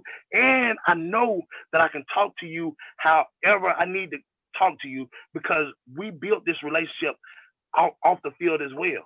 You know me off the field. You know that we want to win. We will watch film at home together as an offensive line and figure things out. We just took it serious. We saw the opportunity and everybody took it serious. We saw the talent that we had and everybody took it serious. It's never on the coaches though. I know the coaches get the blame for it, and I know they get the harsh reality of getting fired and things like that. But it's not on the coaches to pull the team together. The coaches are there to lead the team, but you got to have a good group of guys there to pull that team together, a good group of solid older guys to make it all gel, because you're a freshman and you coming in, your eyes wide open. It's all new girls, all new campus. You know what I'm saying? Your eyes wide open. But guys who's been there and see that light at the end of the tunnel starting to open up, they're like, hey, bro, we all got to be on the same page. Hey, we all got to get these workouts. We would work out extra. We would come in on off days. We would do those little things, and it wouldn't just be 5 people. It would be 20. You know what I mean? So it's contagious. Hard work is contagious. When you see your partner working hard, when you see your offensive line buddy work hard, you're like, damn, you over there goddamn still getting it in. Like, bro, what you doing? What you got left? Let me get some of that. You know what I mean? It's just contagious. You know what I mean? And that just builds throughout. People start catching balls out of practice. One person started catching balls out of practice. Next thing you know, it's 2 people catching balls out of practice. It's contagious. All it takes is that one person to step up and do it. That's it. And I think you heard Connor. I was going to say, I think you heard your former quarterback, Connor Shaw, say it a few weeks ago when he said the best cultures are player-led. And I know you probably saw that video. I mean, that speaks to it, what you're saying. Best cultures are player-led. It is. The coaches we can yell and scream and do all of that. But, a lot of times you're not going to hear it from the coach because, you're not going to hear it. But let you have a players meeting and your boy call you out. Your boy say something to you. That's different. That's a lot different. Yeah, I hope Connor stay around too. Connor's an awesome guy. I hope he stays around for a long time. He's an awesome young man. Yeah, and I think I know all Gamecock fans agree with you on that for as far as the next head coach keeping him on staff or in an admin role or in some capacity. That is something. They need to keep, like he said, that block C on his chest, no doubt. I want to get back to on the field because, again, I know I talked a little bit about that South Carolina Clemson game in 2009. And, Terrence, you were a guy, you won 4 of your 6 years against Clemson, which I know has to feel good for you. Obviously, you go 4-2 against the Tigers, and you started, obviously, the 5-game winning streak. And I know, obviously, your first year you redshirted, but you guys won in 2006. Then, again, the first of the 3 in the 5-game winning streak. Just talk about being a part of that rivalry. And, again, just call it what it is. You guys smacked them your last 3 years there. I know that had to feel good. And you still, even with the success Clemson's having now, I know it's nice for you to sit there and say, when I play, we took care of business. I tell them all the time. I tell Georgia fans all the time. I tell them, I say, hey, bro, hey, you can say all this and that, but when I played, we handle business. When we played Georgia, we tore Georgia up. When we played Tennessee, we whooped up on Tennessee. We played Clemson, we whooped up on Clemson. So I'm like, I can't control. I have this conversation so many times with guys, with people. I'm like, I can't control what they're doing now. I can only control when we was there and the things that we put out and the effort that we played on, but it was amazing. The city was just so fun, man. Columbia is a fun city when you are winning.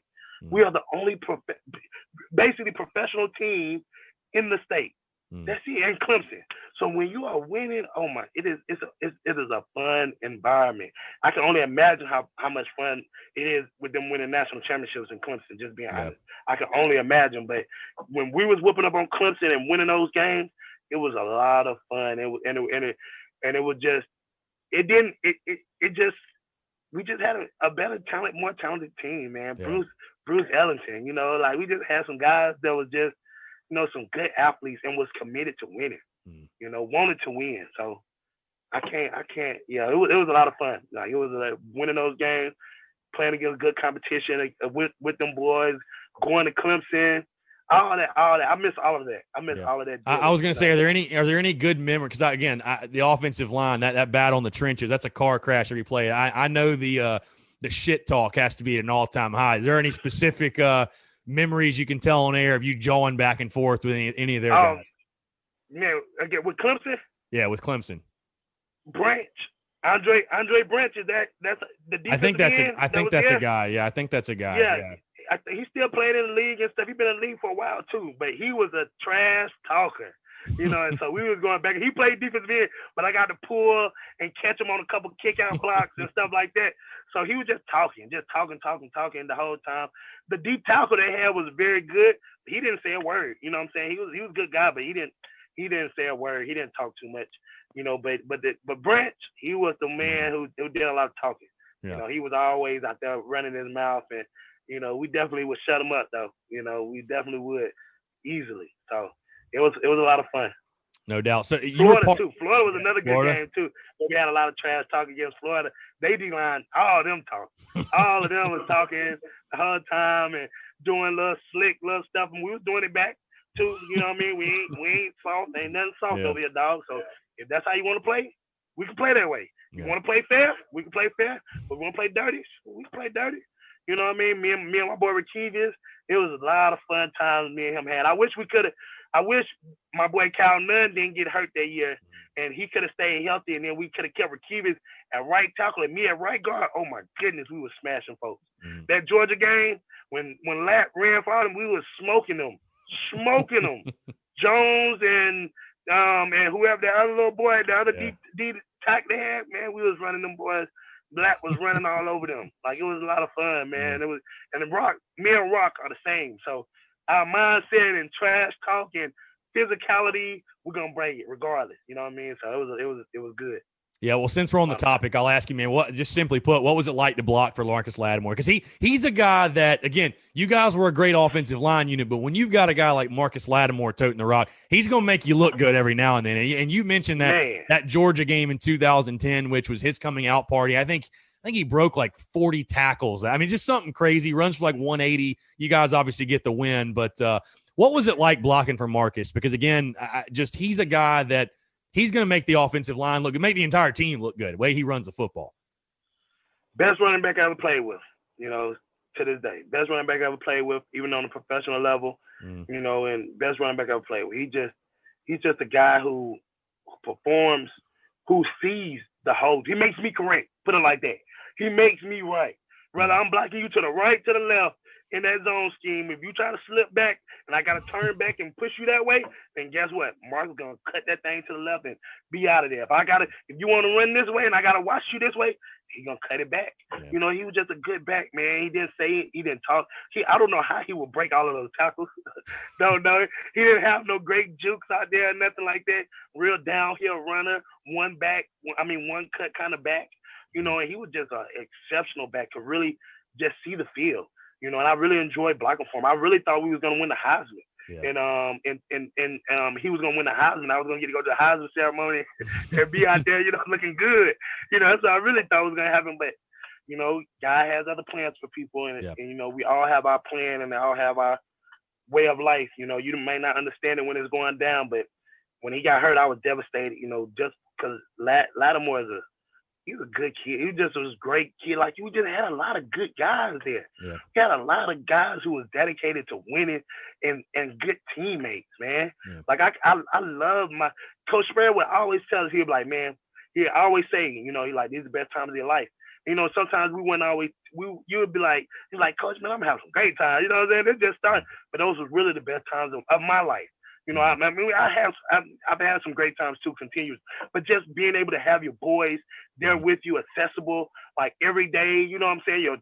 Like, these are guys who are like my real friends now. Like, I'm still super tight with Melvin, DJ, Alshon, Jaredu, you know, Cliff Matthews. I can talk to Pierre Andrews. I talk to everybody. I mean, I talk to all the guys.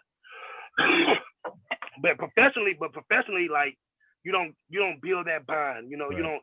you don't have that forever. Maybe some guys do that's been in the league forever. Right. You know, but a lot of times if you're bouncing around different teams, like, those are not your true friends, like college.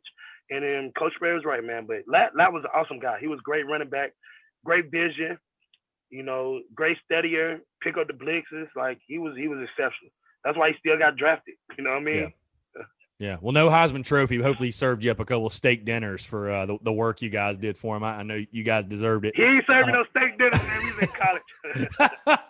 For sure. Well, told me a lot of thank you, though. Yeah, there you go. Well, I wanted to get to 10 and 11 because, again, Terrence, it's awesome. You were on some teams that accomplished a lot of firsts at South Carolina. We'll start first in 2010 with the obvious. You go to the SEC title game. You're still a part of the only team to ever do that at South Carolina. We could spend the entire show just talking about that 2010 year, from Alabama to playing against Auburn in the SEC championship. Just walk me through, again, that 2010 season.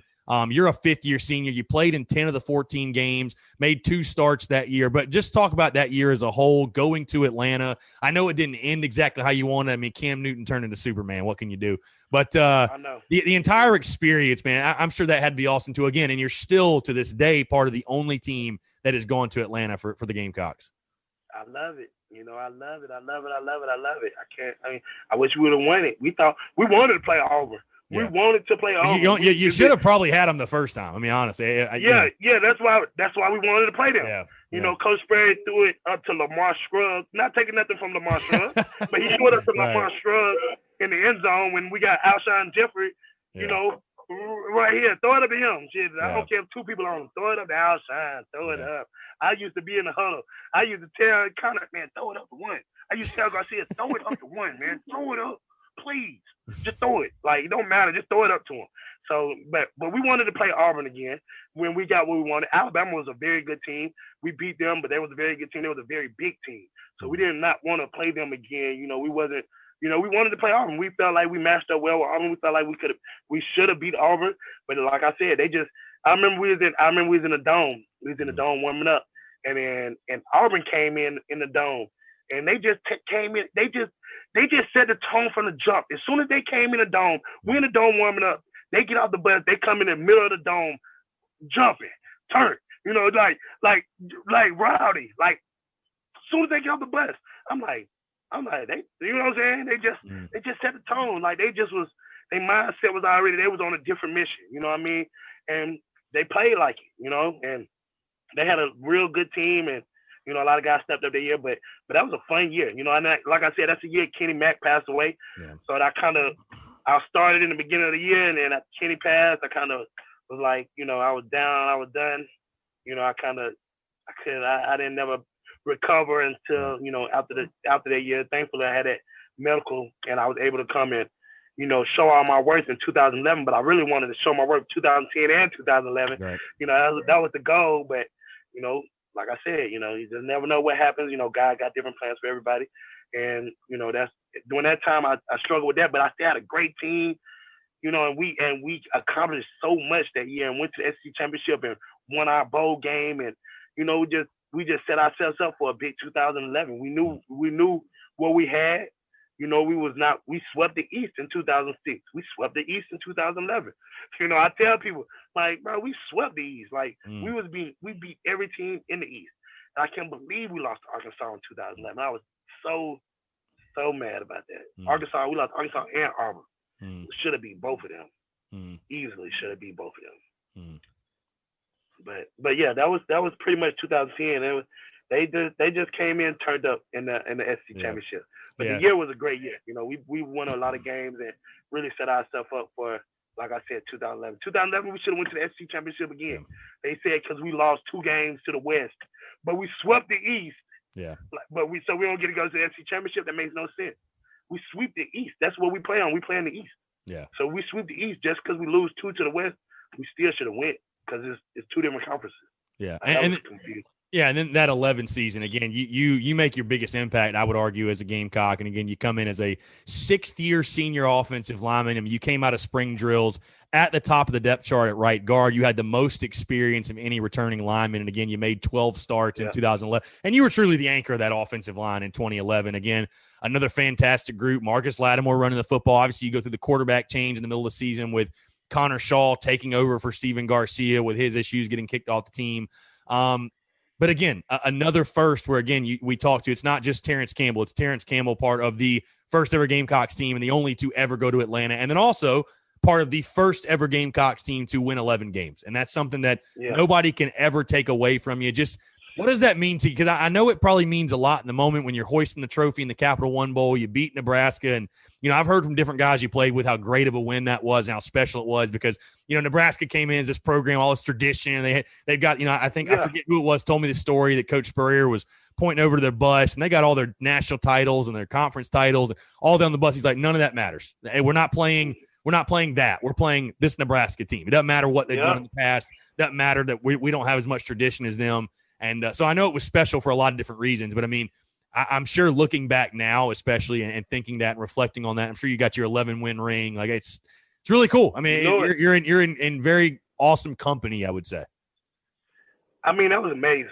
I was team captain that year, so we're painted on the wall in the captain hall forever. You know, 11-win season.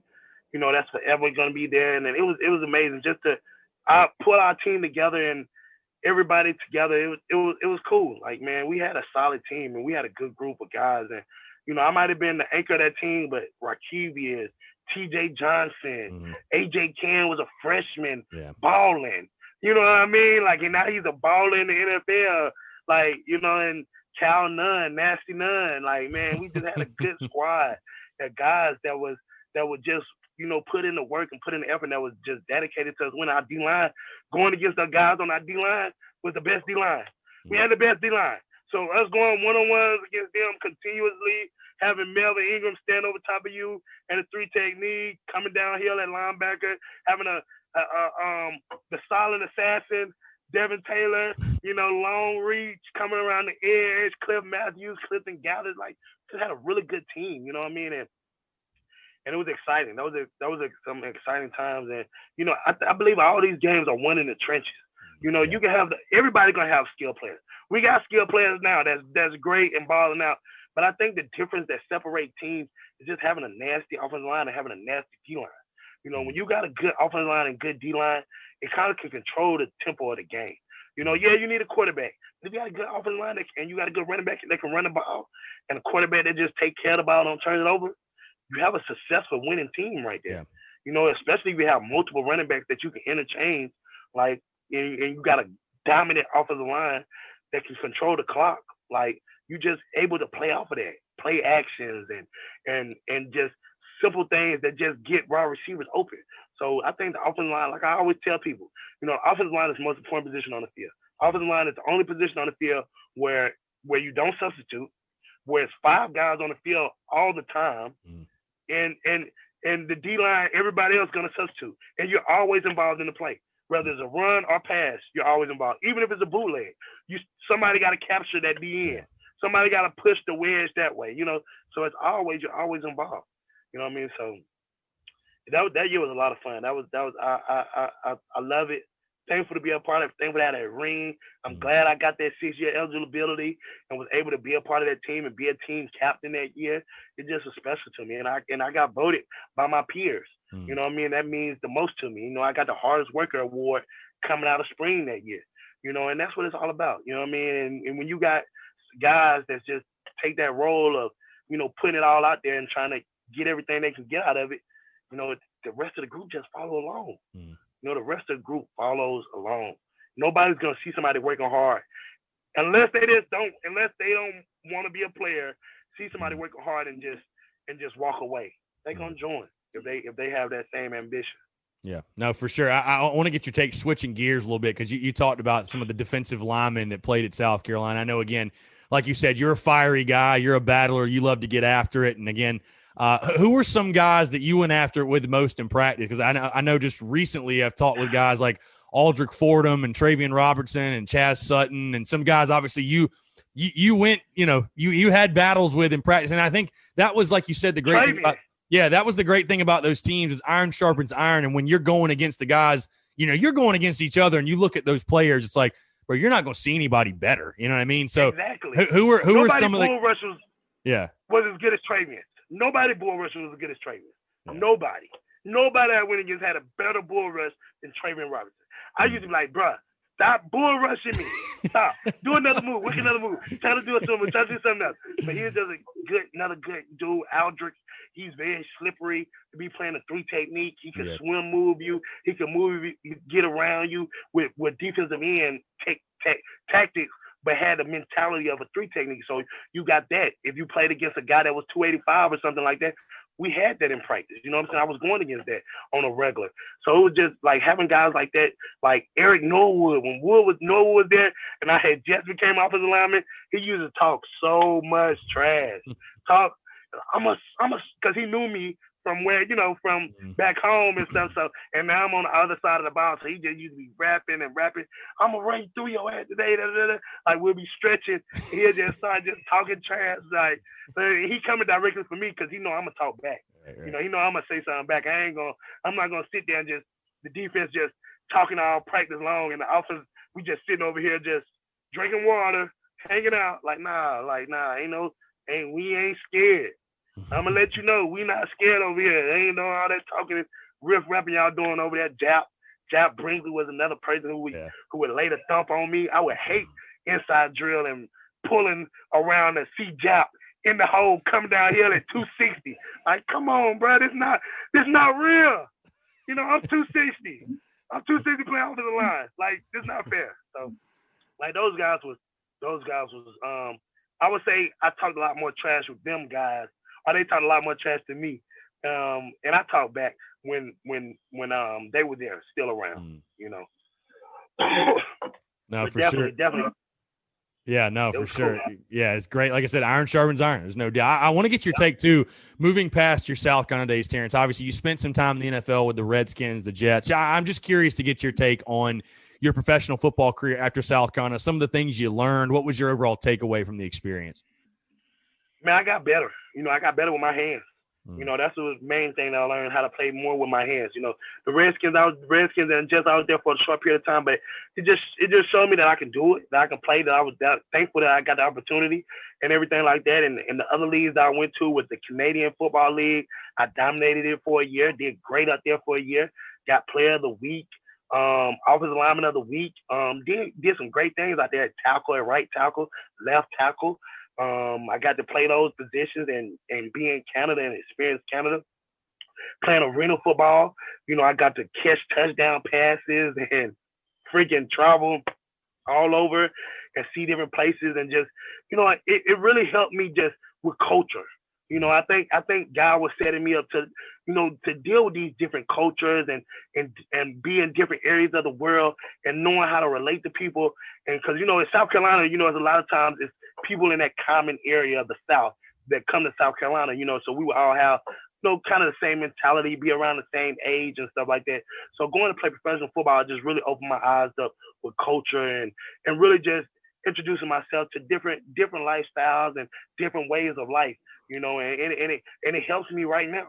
It helps me tremendously right now with what I'm doing as a police officer. Cause I'm just dealing with different people, different mindsets, different way of policing with police officers. They may think this way and move that way, and it's just like, you learn to like, hey, to accept people's opinions. Like you have an opinion about that and that's how you believe and feel about that. You got to accept that. There's nothing wrong with you. That's maybe how you was raised. Who knows how you was raised and how you grew up. We was down south, we was raised totally different, grew up totally different. People in California, they're raised totally different, grew up totally different.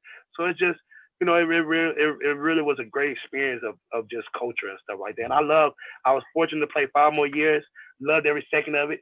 Throughout the whole process, I was always training with Melvin and DJ and, Akeem. And, I was always training with the boys, Bruce Ellington. We was always all training together. It was never, that's what makes it so special. It was never like, no, like, oh, I don't fool with you, Alshon Jeffrey. Oh, for you ain't in the league no more, bro. Like, nah, bro. Like, hey, come work out, nigga. We need to get you back in the league. Melvin would do so many things. He tried to talk to his coaches at Chris Culliver took me up to San Francisco and took me into the offensive line coach's room where I sat down and talked with him and watched film. I had so many opportunities just based off of the guys that was in the NFL that gave me more opportunities and more chances to get my foot in the door. Yes, I did. I got workouts. I never got my foot completely back in the door, but just the simple fact that those guys would put their name on the line for me, means the world. You know what I mean? So it just taught me a lot throughout those years.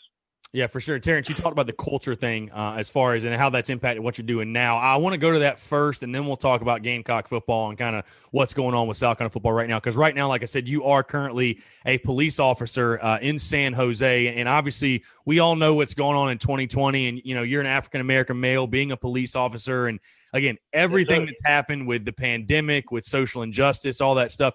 I'm just curious to get your experience overall on being a police officer. And then again, in a world that is so divided. And like I said, I think you made a great point, by the way. And I've said this before on my own social media channels and to other people. It's like people need to remember, again, like you said, not everybody's raised like you are. And I think everybody, I don't know why or when it became a thing where we felt like everybody had to think the same exact way when, like you said, it's just impossible. You're not everybody's raised the same way, believing the same things, consuming the same thing, doing the same thing, whatever. So your overall experience on being a police officer, and then I guess I think on a positive, if you could give people a message as far as, again, we live in this world that's so divided and people are going after one another and just, the injustices and all that. I mean, just give people, I guess, a message of positivity or just kind of, the positive things you've seen doing what you do. Because I'm sure there's been, for all the negatives, I'm sure there's tons of positives that probably don't get talked about enough. 100%.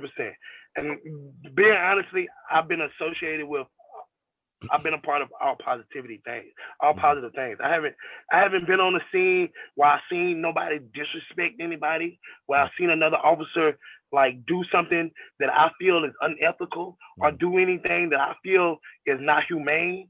I have not been a part of it while I've been a police officer. And I've been around other officers and seen things and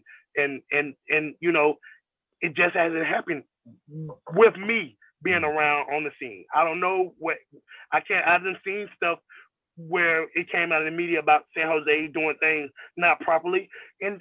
But that's not, like I say, that's not the whole department. Like, yes, you might have an officer who does some things not right, but it's not the system. Nobody's telling me. I didn't have one person tell me, hey, you need to go out there and arrest all them. Hey, you need to shoot them with a beanbag. Hey, you need to do this and do that. Like, I never had any command staff say anything like that to me or any other officer say anything like that to me. Never. Not one time throughout this whole process. And I'm at the bottom of the barrel because I'm brand new. So if something needs to be done, then they're going to direct me to do it most likely. That's why I was on the front line when doing the protest, because I'm at the bottom of the barrel. The command staff, the lieutenants, sergeants, they not on the front line. They not out there. So, like, I would say, like, you just have to, the main thing is just respect people's opinions. Like, nobody, if you want, I believe if you want to see change, you have to be a part of that change. If you really want to see change. And the way I say be a part of it is, teach your child more about, like, hey, you can be a police officer. Instead of being like, don't talk to the police out to get you. I hate the police, like, and I'm a victim of that as well. I was taught that as well growing up, to not talk to the police. The police only here to cause pain and harm and suffering to you. Don't call the police. That's what, those are the things that I was taught, and you have to relearn that, like, damn, everybody's not like that. I never had an interaction with the police on a positive note unless we was in sports.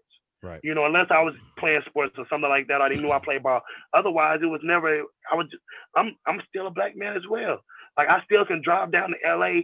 I'm black, ride down to LA and get pulled over for whatever if that was the case. But I don't, honestly, I try to tell people, like, to just have an open mind, have an open mind, to be open to that person's thoughts and opinions. They may not have the same thoughts and opinions as you. They may not have the same beliefs as you. You know what I'm saying? But you have to respect it. You should respect it. I don't get mad at somebody who tells me, like, they are going to look for people to arrest today, that they are being proactive. There's nothing wrong with being a proactive police officer. That's good, because you're stopping a crime before it happens. You're trying to take guns off the street. That's good. There's nothing wrong with it. Everybody's not a proactive police officer. I don't get mad at the police officer that wants to sit back behind the bench, behind the facility, and just sit there all day and only answer calls for service. I don't get mad at that person either, because everybody has their own experience. You can't get mad at somebody when you call the police for help, and then you expect for them to come out and be like a superhero or something. They're normal human beings. Normal human beings. They get scared. They get afraid as well. Yes, you're trained. Yes, we're trained professionals, 100%. But it's not like you're doing that training all day. You can't train somebody attacking you with a knife. You can't train somebody pulling out a gun and shooting a gun at you. You can't train for those experiences. So when that type of stuff happens, based on that person's experiences of their life, will determine if they're going to pull a weapon out, if they're going to do this or do that. Yeah. Me, if somebody has a knife that's 5'4", 140 pounds, I don't feel like I have to shoot them. I don't feel that as a threat. But what if it's a girl who's 5'6"? What if it's a guy who's never been in an altercation before and he's never seen nothing like this before? He's a police officer, but it doesn't mean that he's seen somebody with a knife attacking him. That doesn't mean he's seen a dead body before. So, like, you can't expect for, like, you can't Monday morning quarterback it like, oh, I would have did this. Like, you don't know the true experiences. And the number one thing I would like for people to do is, if you see something on social media, just go look it up. If you see something on social media, just don't take that little clip for everything in the world. Don't take that clip for that. Like, go look up and do some research and then post something and then say something. Because a lot of times, even my friends and stuff like that, I see them posting something and I challenge them. I would challenge them. Like, what do you know about this? Because I just want to hear why are your thoughts like this? What do you know? Tell me the details on this. Did you go look up this case? Because after every shooting or something like that happens, after the case has been done, they will put out the information. They will put it out to the public. All you have to do is look it up. But people will just look at social media and base everything off of social media posts and think that every single officer is like that. And like, to be honest with you, I really don't have too many issues, because my friends, my family, and people know, like this T Campb. Like, damn, this still T Campb. Like, this still him. Like, he the same. He ain't changed. And it gave people a different outlook. Like, damn, like, you to be the police and they accept you. Like, damn, I got another one of my football buddies that I played in Canada with that played at Washington State. He's in the academy right now. And that's because I told him about it. And I told him, like, come do this job, because it is a great job. It's a great job with great benefits. And a lot of times guys just, I try to express to, my former teammates and, the young players coming up, like, this is just like playing football. It's a team sport. You come in I roll out of bed in the morning at 5:30, just like I'm going to football practice. I put on my flip-flops, brush my teeth, walk out the door, just like I'm going to football practice, jump in my car, pull up to the facility, walk into the building, put on my uniform, just like I'm going to football practice. Except for now it's game day, because every day's real. So now it's game day. Every day I walk out, it's game day, and I'm going to perform. I get to go help people. I'm working with teammates as a team to accomplish one goal, to keep the community safe and to make sure that we all come home safe at the end of the day. Yeah. And you're dealing with different cultures, different backgrounds. You work to achieve accomplishment. You work to achieve goals, just like in football. We want to achieve the goals. We want accomplishments. Same thing here. You can move up, just like in football. You can move up the depth chart.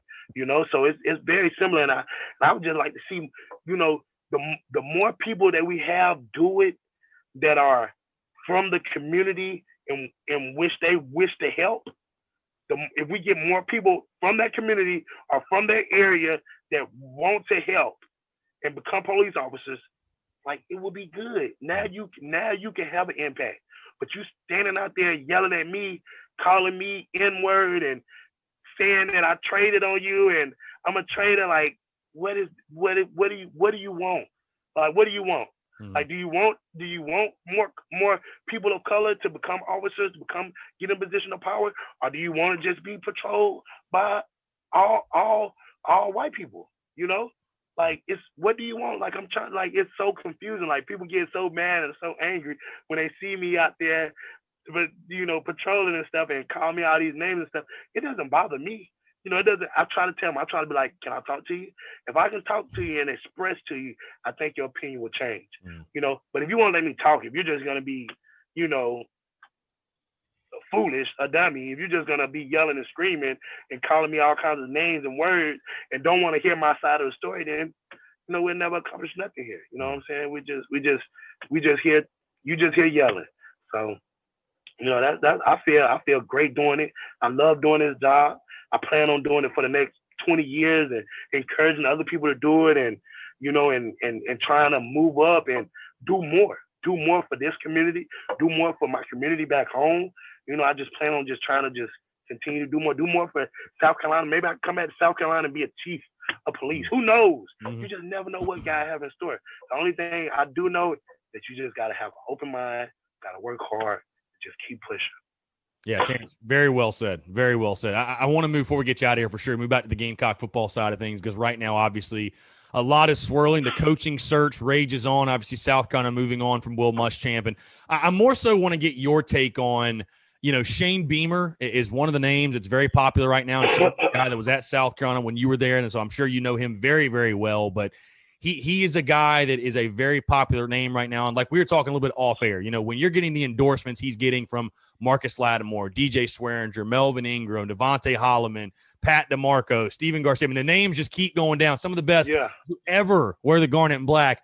It's hard to ignore. But I want to ask you about your thoughts on Shane Beamer, just as a person, as a coach, what you remember from him. And also just ask you, you know, I'm not sure how much Gamecock football you watch now or have watched recently, but are there any specific things that you want to see from the next football coach? Because I've had a lot of your former teammates on, some of the best Gamecocks ever. You know, the interview I did with DJ Swearinger was very well publicized. And, you know, him talking about he feels like the standard has been lost. And, you know, multiple guys have said that. So, again, I want to get your takes on Shane Beamer. And then also, are there any specifics that come to your mind, things you want to see, the qualities in the next Gamecocks head football coach? You know, I can't speak on Muschamp too much because I don't know too much about Muschamp. I don't know what qualities he possessed. I met him one time when I went up there to the facility. Beamer, love Beamer. Beamer's a great dude, great coach. He didn't coach me personally. He was a special team coach and on the defensive side. So I really didn't have a huge contact with him, but his energy. That's what it's all about. His energy. That energy is amazing. That going and high fiving and dapping up and jumping in the air. That's what it is these days. You know, that's what it is these days.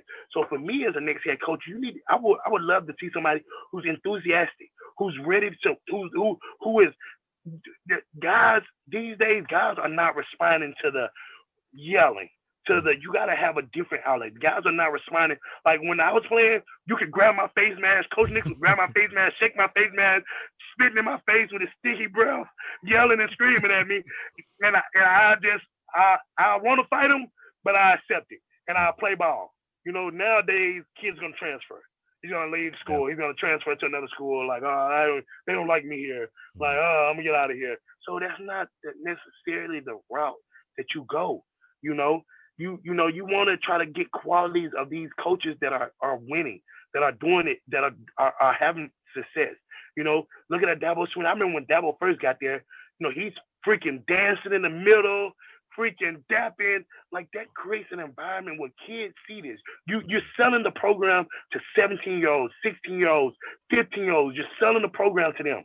18-year-olds. You're selling the program to them. And you sell a program by having fun, enjoyment.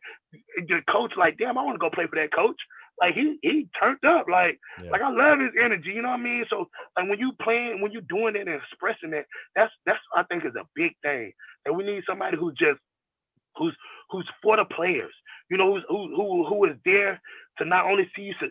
I'm not saying that Muschamp didn't do any of this because, like I said, I don't know what Muschamp had going on up there. I do not know, because I wasn't there. I haven't been talking to people, but I just know that the qualities of a coach, somebody who's energetic, somebody whose brains that fire, that passion, someone who loves the kids and loves the game.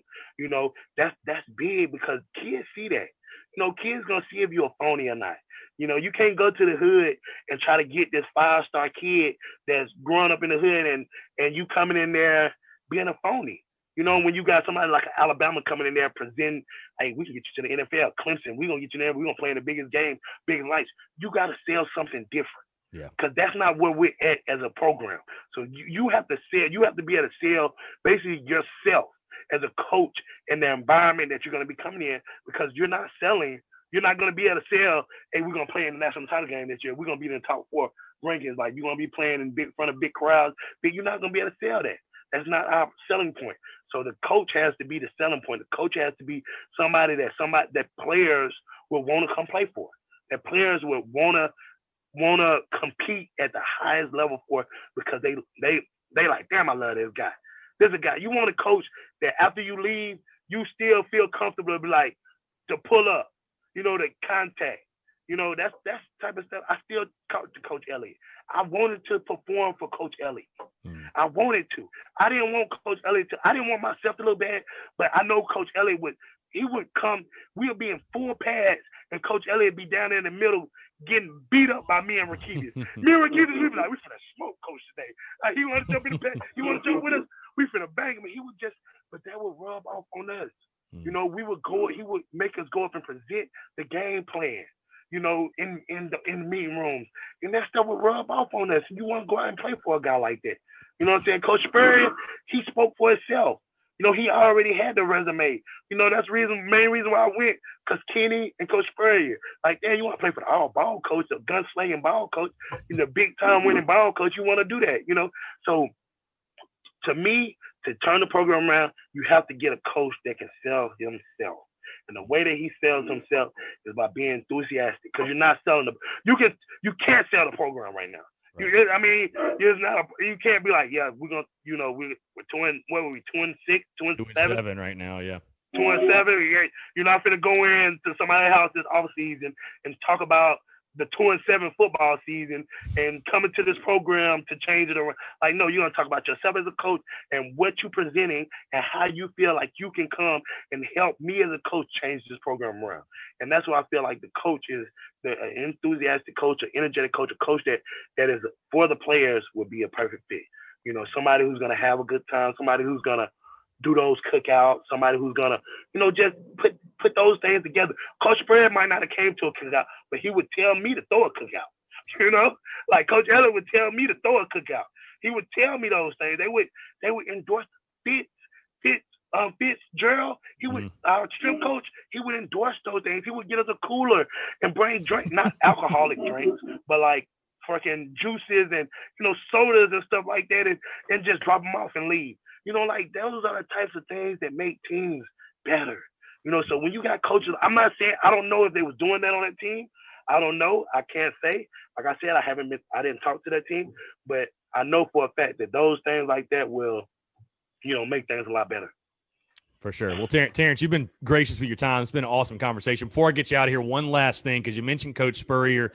Give you the opportunity, give you the floor. Any funny stories from your days at Carolina, whether it's Coach Spurrier, Coach Elliott, maybe directed at you, your teammates, like anything, maybe whether it's on field, off field, whatever, anything you can tell on the airwaves. It's like a funny memory. I'll tell you my most embarrassing moment probably as a Gamecock.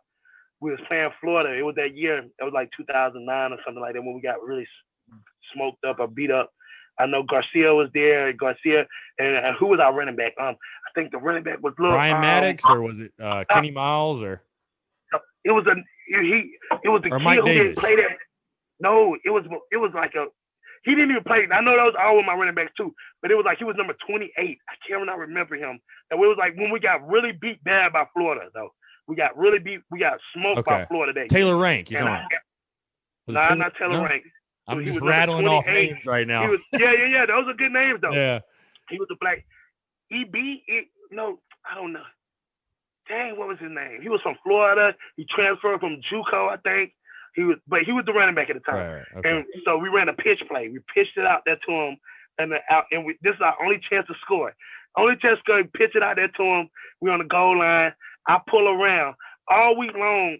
The offensive line coach was I can't remember who the offensive line. It was before Sean. It was before Wolf and Sean Elliott. Okay. The one that was there at the very beginning when we first got there. Gotcha. He was like, Brandon Spikes, he doesn't come downhill. Brandon Spikes is a floater. He likes to float across, yada, yada, yada. So I pull around thinking Brandon Spikes going to float. Brandon Spikes went straight downhill on me. Smoked me. I go flying into, I want to say his name was E.B. I can't think of his whole name, but I go flying into him and he fumbles. I go flying into him, he fumbles on the goal line, and they recover it. So we get back to film that Monday. So Coach Bear like, everybody watch film together. We all gonna watch film together. Even the academic staff, we all gonna watch film together. So I'm like, fuck. I already know, like, we finna see this play. So we get there, we get to it. Coach Bear rewinds the play like 6-7 times. He's like, TC, I thought you was a player. I thought you was gonna be a player, TC. TC, we recruited you to be a player. We thought you was gonna be a player, TC. I mean, this right, it rewinded. This right here is not a play. Everybody see this? Does everybody see? TC, what do you have to say for yourself, TC? I'm just like, I apologize to the team.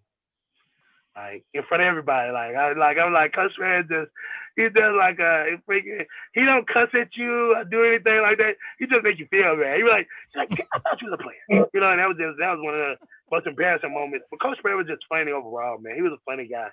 He was a real funny dude, real jokester, crack little jokes and stuff like that all the time, man. I really love Coach Bear and Miss Jerry. Miss Bear, she was awesome too. I can't say enough about them. But yeah, that's my embarrassing, sad, funny. It's funny now, after it. But doing it, I was not laughing. But now, like Garcia, we was at DJ's celebrity basketball game in South Carolina, and Garcia sees me, and first thing he said, remember when you got smoked by B Spikes? Like, you know what I'm saying? Like, it's just like good memories, good times, and laughs, so. No, for sure. Hey, by the way, great Gamecock trivia question because I found the name. Eric Baker is who we were looking for. Eric Baker is who we were looking for. Yeah. So did a little digging. Like I said, that's a great Gamecock trivia question. Eric Baker. I forgot about it, old Baker. So yeah. Yeah, Eric Baker. Yeah. I remember EB. We used to call him EB. That's why I couldn't think of it. I kept thinking Eric Derry. I knew it was Eric something. Yep, Eric Baker. Yep. Oh, how you figure that out? I just Googled the game, and he had 6 carries for 23 yards. He was actually the leading rusher in that game, believe it or not. I bet. We didn't run. 3-point rush 25 times for a total of 53 yards. So not a great day at the end. But that was a bad day for everybody. So yeah, that's when President Irvin took it 80 yards right after the second half. Yeah. First play of the second half, took it 80 yards right up the middle. I was like, oh boy. Then we had Chris Culliver out there who run a 4.2. Chris Culliver runs a 4.3, 4.2, and he ain't even catch him. Yeah. So those Florida teams were built different for sure. But no, Terrence, man, I just want to say appreciate you taking the time, man. It's been a pleasure chatting with you. I know I speak for all Gamecock fans when I say it was a pleasure, obviously, to watch you do what you did, especially in the 10 and 11 years. I mean, it speaks for itself. But and glad to obviously see you doing well, obviously, in San Jose, what you're doing now. I know you're making Gamecock Nation proud, obviously. I know it's been well publicized. I saw the State wrote an article, and I know you've done some other interviews. Just want to say, man, thank you for what you're doing right now, and obviously for the great memories of Gamecock football. And obviously you'll always be remembered as a Gamecock great, man. So just genuinely appreciate you taking. We're gonna do it. Yeah, let's definitely. We're gonna do it more. Sure. Yeah, let's do it again soon for sure. And I love South Carolina, man. I love Gamecock Nation. I love all the fans. Yeah. Huge supporter of everybody and everything that's going on there. And hopefully, we come back and have a big impact on South Carolina some kind of way. And like I said, hopefully we can get some guys down there going back and just training with those guys and just talking to those guys so they just know that there's a lot of good players in the NFL. That came from South Carolina, a lot of well-respected players that's in the NFL right now. So, I'm very happy and, thank you for taking the time out to, do this with me. Yeah, for sure. Well, he's Terrence Campbell. I'm Chris Phillips. We appreciate you guys tuning in, and we'll catch you next time with an episode of the Spurs Up Show.